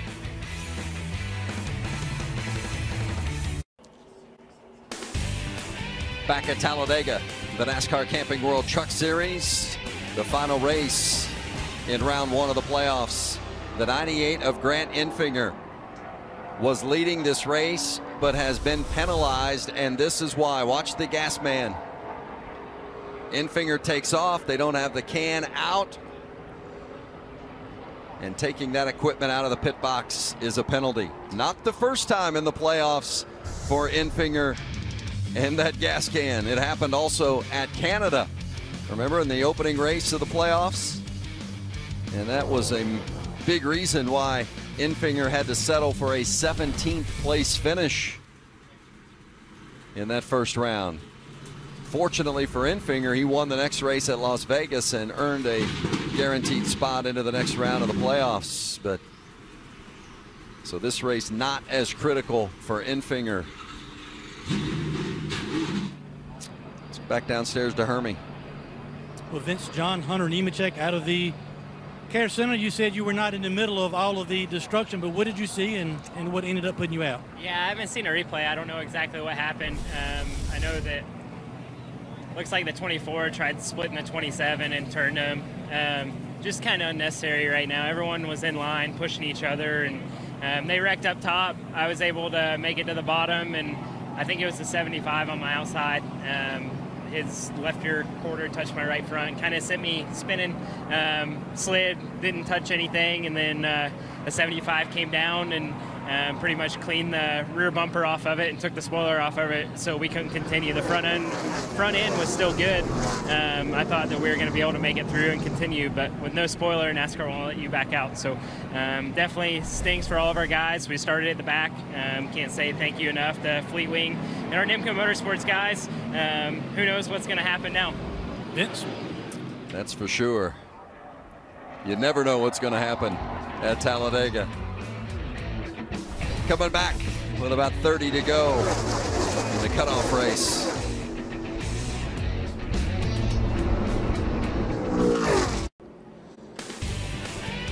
Getting ready to come back green at Talladega. The 10 of Jinjo Cobb on the front row for this restart on the inside, and 18-year-old Todd Gilliland on the outside. After a lengthy red flag, we're back to racing at Talladega. That's a father and son combination there on the outside. The Gillilands taking the lead away from Jinjo. Looks like that was Austin Hill that went off the road to pass Cobb. Remember, you're not supposed to go below the yellow line and advance your position. Keep an eye on that.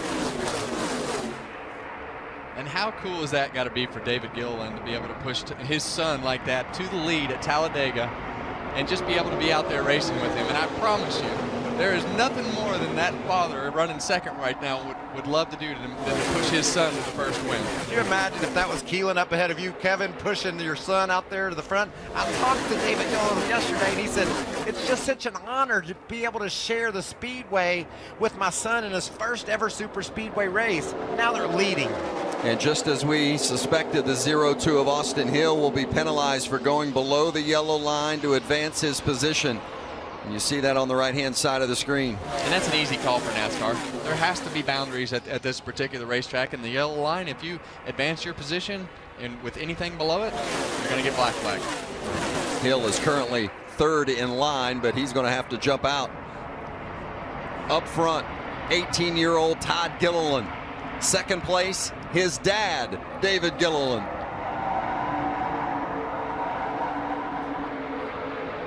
Timothy Peters runs fourth in that pink and white truck.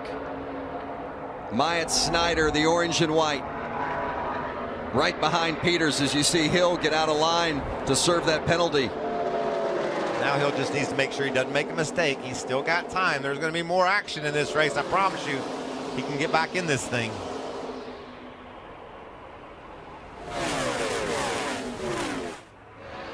And looking at Todd Gilliland and David Gilliland, you guys were talking about the father-son duo. I actually had a chance to talk with both of them, and Todd was telling me he did watch a lot of film with his dad leading into this event because it's his first time here in a truck, trying to learn the best he can.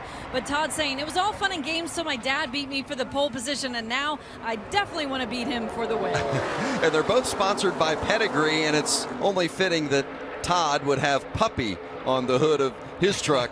Well, Dad is carrying the colors of the older dog's food. Yeah, the puppy food is on the hood of Todd Gilliland. The one thing that happens when we have a big accident like that, Michael, and especially when you have a lot of good trucks in it, the energy becomes a little bit less. So in my opinion, I think the outside lane is going to be a little bit harder to get going. They can still do it, but it's going to be a little bit harder to make it happen because you've got less trucks. Yeah, there's just less strong trucks, less players. Corbin Forrester currently running inside the top 5. Brian Duzo is right there in 6th. And then Jen Joe, she's rallied to 8th, but they just don't have the speed to jump out in that outside line and make it work. Brett Moffitt has gotten back into the mix despite all the damage on that 16 truck. Moffitt runs 7th. Phil Parsons with Chris Fontaine, who was involved in that accident. Chris, you had such a great run and going up in the top 3 there. Tell us what happened.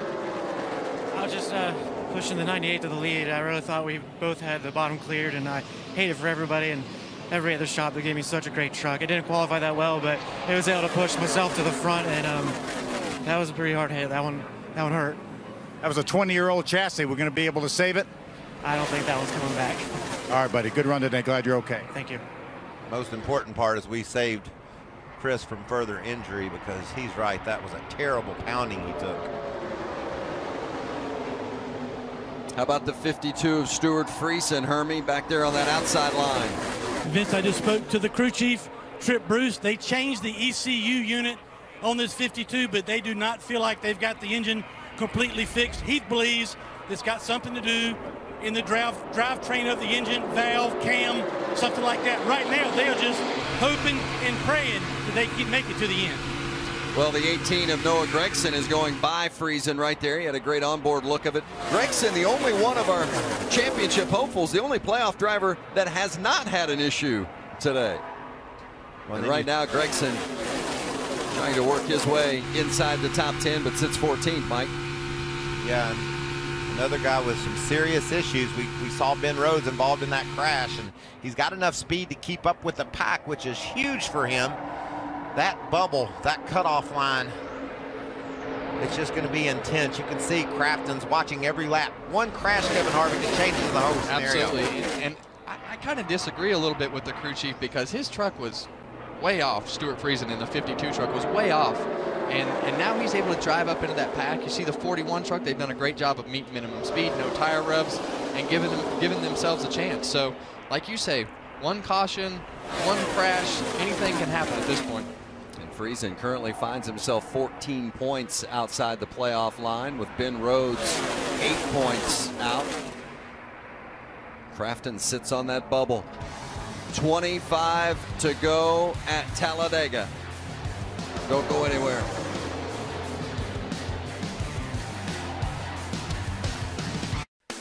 NASCAR Camping World Truck Series racing on Fox is sponsored by Camping World, America's #1 RV retailer since 1966. Visit a Camping World Supercenter today. Grant Enfinger leads at Talladega with Justin Haley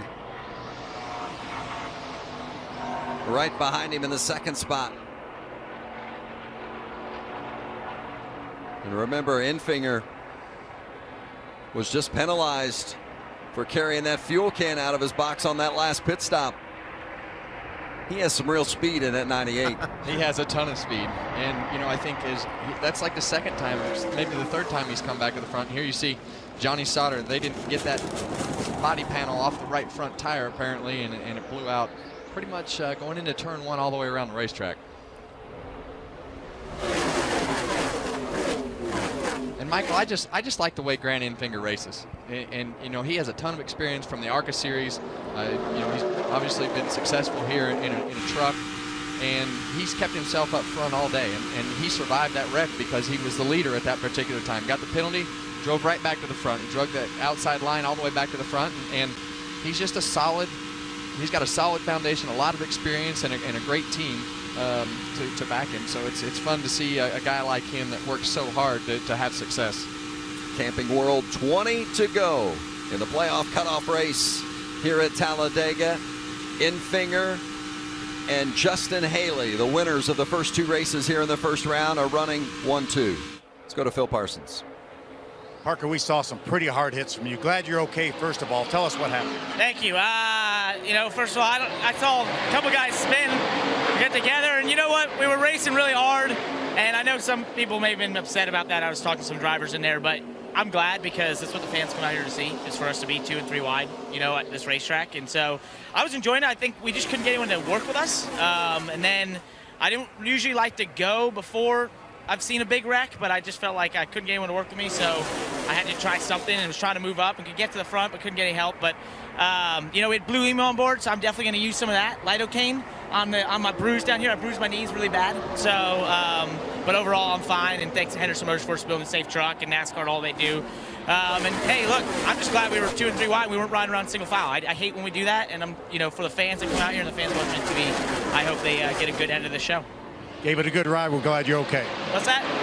You gave it a good ride. We're glad you're okay. Thanks, bud. Appreciate it. Good perspective. Interesting perspective there from Parker Kligerman, and the fans certainly like to see it when they're 2 and 3 wide. That's for sure. And Parker had a couple of big hits in that accident, so glad to see him that he is indeed okay.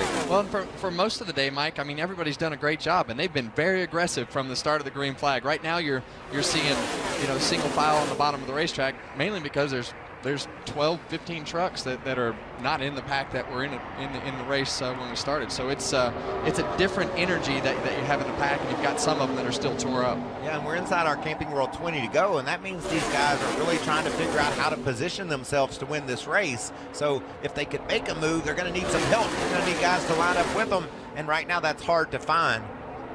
Grant Enfinger from Alabama. This is his home state, his home track. Won here a couple of years ago, and now he is out front, 33 years old, and the teenager, 19-year-old Justin Haley right behind him. And you know, Kevin, you were talking about how much you like Enfinger.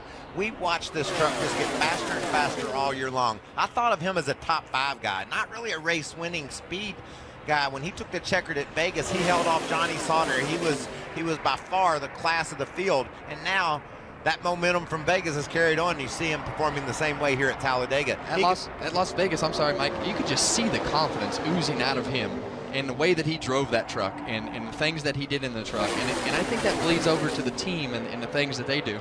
And I think you're seeing that again here today, don't you? I love it. Less than 20 to go at Talladega. Grant Enfinger continues to lead the way.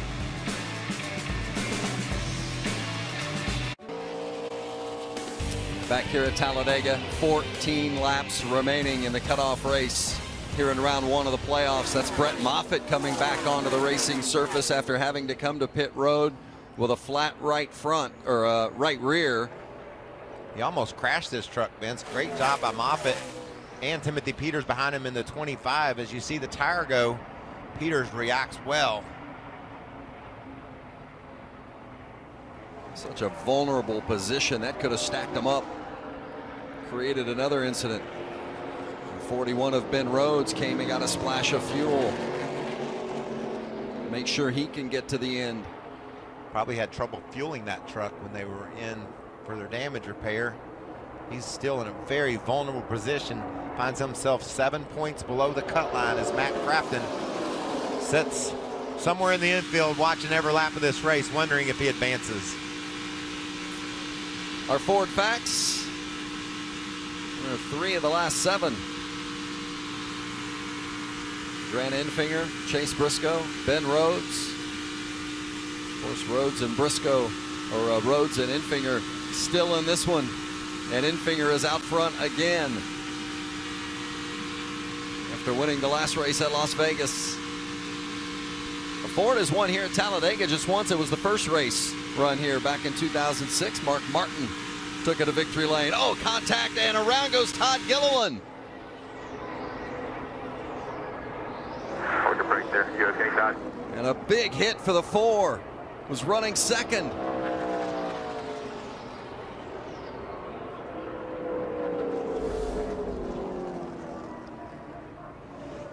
Just let them come get yours done. Crew Chief Marcus Richmond. Gilliland had led 13 laps. Out front, thought maybe he'd have a shot at winning this thing, and I think he did until that. Yeah, he and his dad had come from the back and charged up into second and third position. It looked like maybe a little bit of contact into the back of Enfinger exiting the corner. Maybe Enfinger bounced up the hill a little bit. We'll have to see on the replay. Glad to see that Todd's okay. So Todd Gilliland seeking his first career win. Not going to happen today. Watch what happened. There's the bump. Trying to get to the inside. Yeah, and a lot of times what happens right there, you know, you saw him get the 98 truck up, and as he came up and hit him with the right front, you just lose control of your truck, and it shoots it to the left. So he got in the back bumper of him, and that's what we were talking about earlier. When you're offset to the left like that, it makes that truck in front of you loose when you get into the left rear quarter panel. And then he got under him, and Enfinger just came down and hit that right front and just shot it to the left.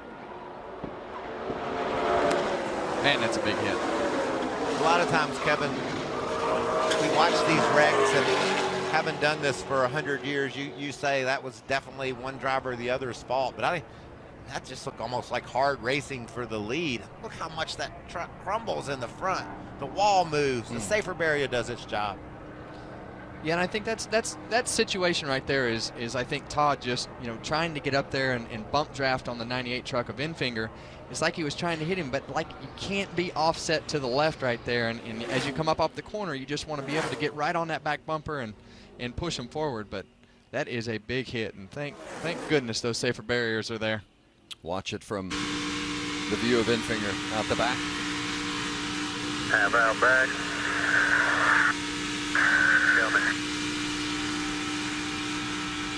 I mean, Todd with the bump draft, it went a little bit wrong for Grant Enfinger, but he was able to correct his truck to the left, and it just knocked Gilliland into the inside wall. Caution is out for the accident involving the 4 truck of Todd Gilliland. Grant Enfinger continues to lead, less than 10 to go. Major League Baseball continues. Coming up next, Game 2 of the National League Championship Series. About the Dodgers and the Brewers. Wow, what a great game last night, huh? Brewers holding on to win that one. Game 2 coming up next on Fox. You can also see it on the Fox Sports app. Well, we're getting down to the nail-biting time here at Talladega. I think we've been biting our nails for a couple of hours. Yeah, since they threw the green flag. This is intense, and this truck here, he's got engine issues, just hanging on to his playoff life right now. Guys, Friesen was just on pit road with the 52 truck. They changed all the plug wires, but I talked to one of the engineers from Ilmor, the people that build these engines, and they said they feel like maybe they have a broken rocker arm, so they're not thinking that they have it fixed.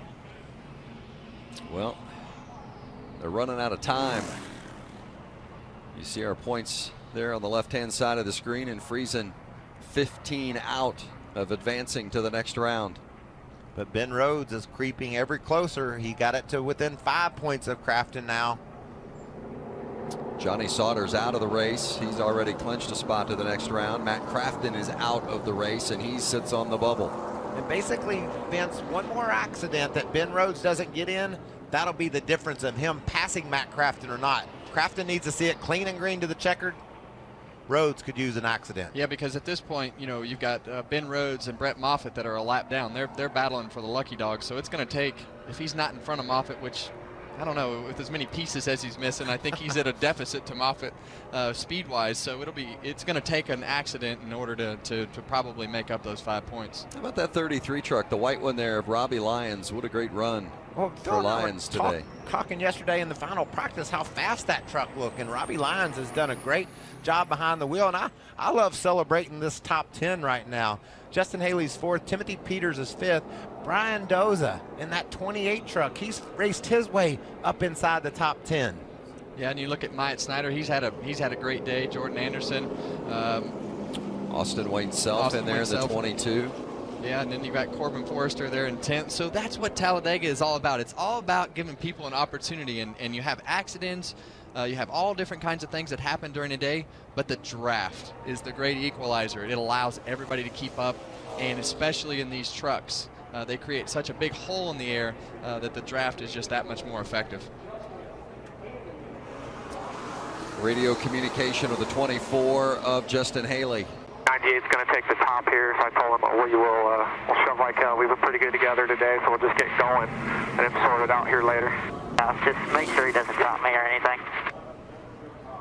Well, you can't make sure of that. Yeah, you can't make sure of that. But the other thing that's on the line here for those two guys that know they're going forward in these playoffs, those 5 playoff bonus points. And I look at the points right now from a playoff bonus standpoint.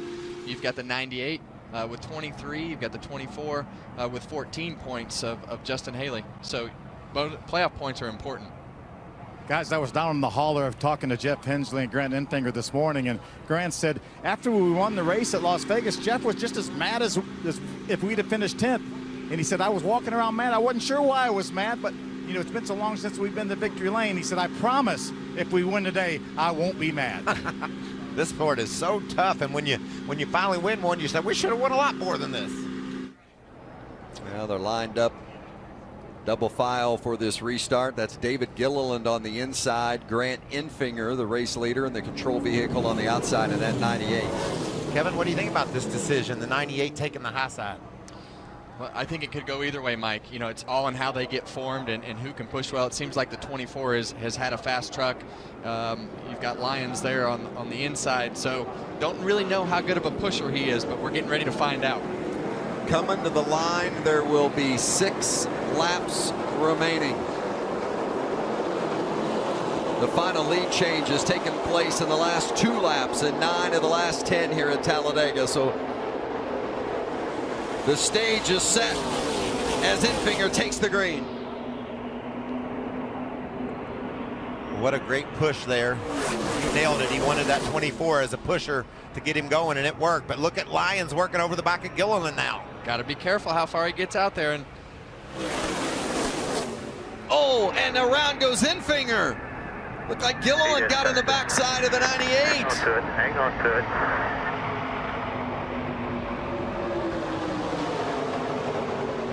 No yellow, no yellow. Green is still out. Wow, Green is still out. There's damage to the 51 of Gilliland. Justin Haley in the front. I don't think that tire will make it.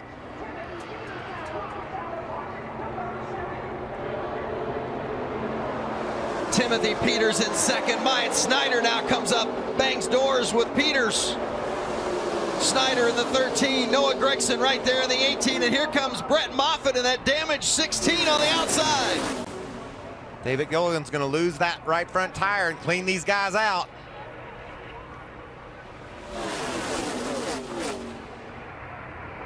Justin Haley, a 2-time winner this season. Myatt Snyder in second, has yet to win in the Camping World Truck Series, and he's right there in position. Noah Gregson in the best spot he's been all day in third.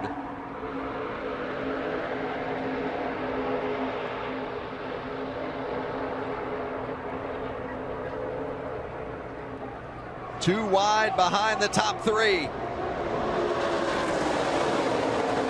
Coming through the tri-oval, and when they cross the line, there will be 4 laps remaining.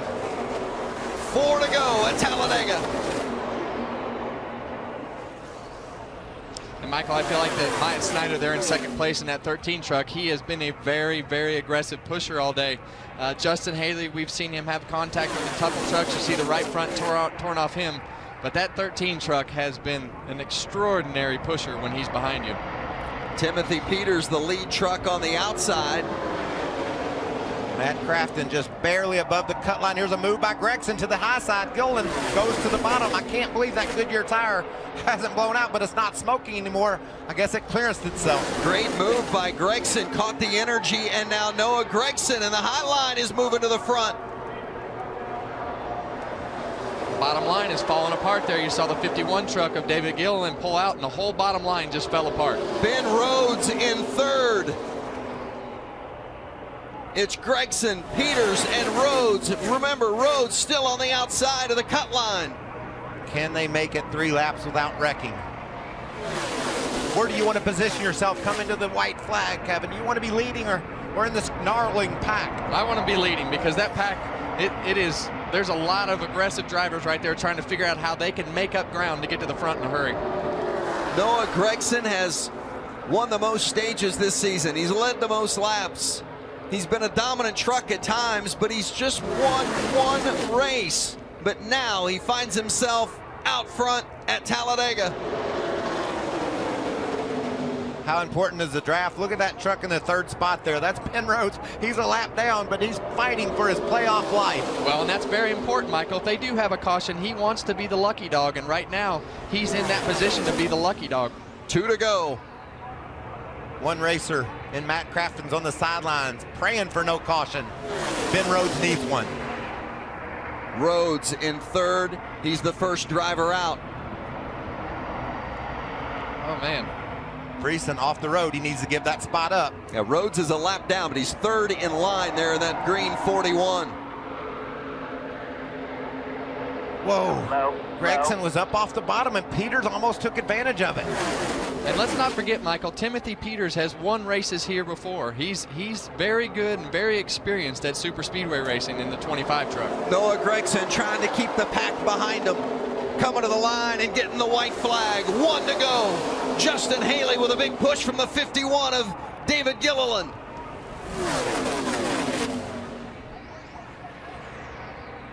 Side by side, Haley and Gregson.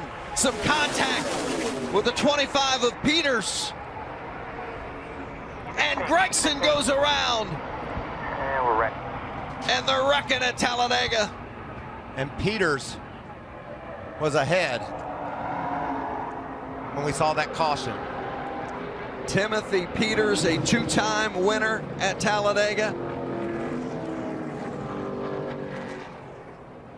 And Noah Gregson sits in disappointment. I think so.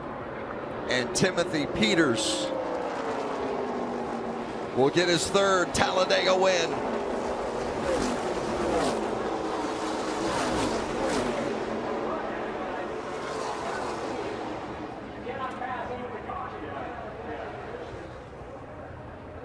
So disappointing for Noah Gregson. Was in position trying to hold them off. And there's Jerry Baxter. He and Peters working together, a couple of veterans. Baxter said, we got the fastest truck in Alabama, Michael. I can promise you that, if we can just survive. NASCAR will be looking at the video to make sure when the moment of caution was, who was leading the race, and probably also reviewing how Peters had to go off the track. Awesome job, man. I'm sorry I let us down on that initial start. Oh my goodness, it feels so good. Let's just confirm from NASCAR. Timothy Peters declared the winner in just his 4th race of the season. For so long, a full-timer in the Truck Series. Lost his full-time ride. And today he gets his 3rd victory at Talladega. That was incredible. Some contact there between Peters and the 24 of Justin Haley, and then eventually into the back end of the 18.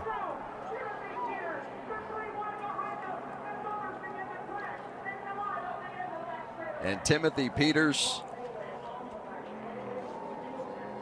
wins for the 11th time in his career. Had some good momentum to the back of Gragson and just hit him off center, and around went the 18. And it just doesn't take much, and you could just feel, you know, the energy building as we got there towards those last couple laps, really last 6 or 7 laps there.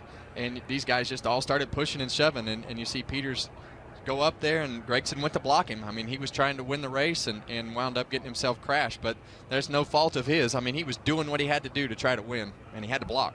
Watch it for from the onboard of that 18 truck. 24, don't let them split you. Keep it pink. Lane up. Quarter lane up. Keep it pink. Keep it pink. And get it rolling here when we can.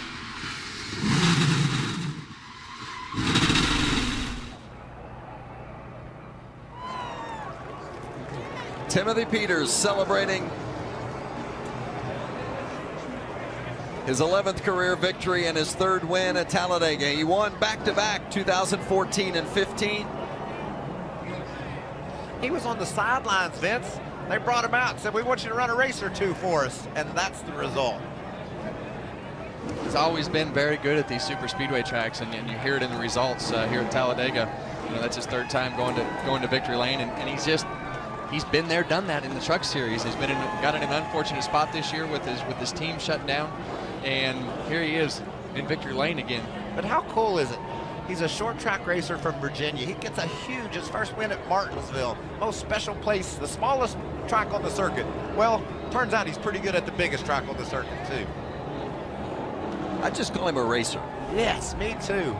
And he came out of hiatus and jumped in that 25 truck for Maury Gallagher, GMS Racing, and he's got the checkered flag. Baxter was wondering about that left front tire. I guess it's okay now. It's fine.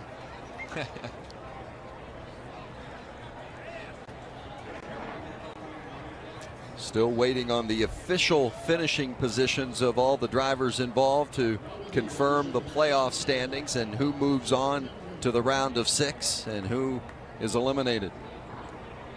Timothy Peters, the lug nut check, and he's headed to victory lane. And the reason why we're waiting, Vince, is that cutoff line, because of the way this race ended up, has gotten very tight. We're unofficially showing Matt Crafton good by 4 points, but just behind him, Ben Rhodes and Stuart Friesen just 6 points back.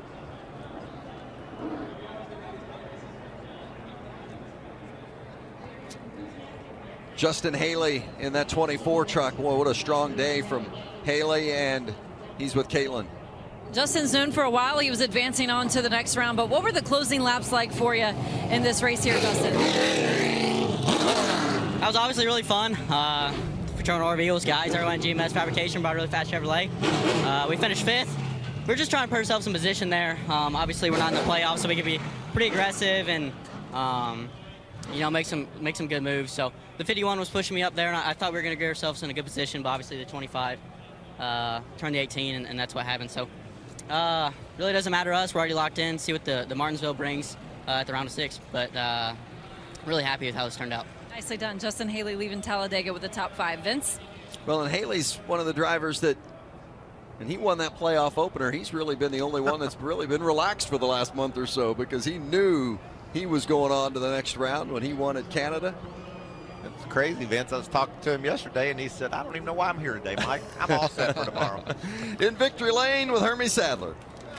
Well, Timothy Peters just getting into victory lane, just pulled up, getting the steering wheel off to hop out. He is now the only Truck Series racer with 3 wins at Talladega. Here he is.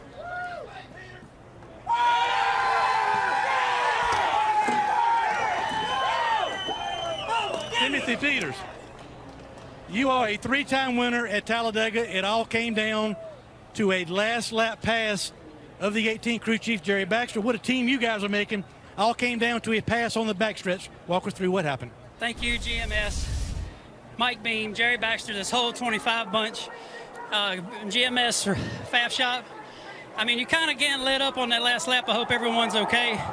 I hate to cause that, but We're going for the win. This is my last ride in the Kingman Chevrolet. Thanks to Allegiant, ISM Connect, Breast Cancer Awareness Month, recognizing a lot of people near and dear to me. Hermie, I don't know what to say, man. I know all these wins mean a lot and they're all big, but being what you've been through, to be on the sidelines, be back in a truck like this to get back to victory lane, does this one mean maybe a little bit more? It means a lot. Just thank Mike Bean for giving me that call. And my wife, Sarah, I love you. All the kids back at home. Man, I tell you, a lot of people has helped me get to this point. Barry Nelson, you're one of them. Thank you. And, man, God is good. Timothy Peters, he is back in victory lane at Talladega. You heard the voice crack and the emotion of Timothy Peters in his last race of the season to win at Talladega. He led just the final lap here today. Yeah, and you come to the end of these races, Michael, and I know he feels bad about, you know, turning the 18 there, but the 18 was doing what he had to do to try to block. He was doing what he had to do to stay in the gas and wound up in victory lane. So sometimes they work out like that, and he's a journeyman. Timothy Peters has been there, done that, and wound up back in victory lane. I just love the emotion, just seeing him fight back tears just to say thank you. Shows you how much this race meant today. From the biggest track here at Talladega to the smallest track next time, Martinsville will start round 2 on October 27th. For Hermie Sadler, Caitlin Vincey, and Phil Parsons, along with Michael Waltrip, Kevin Harvick, I'm Vince Welch. The cutoff race in round 1 of the playoffs goes to Timothy Peters, the winner at Talladega. Major League Baseball coming up next.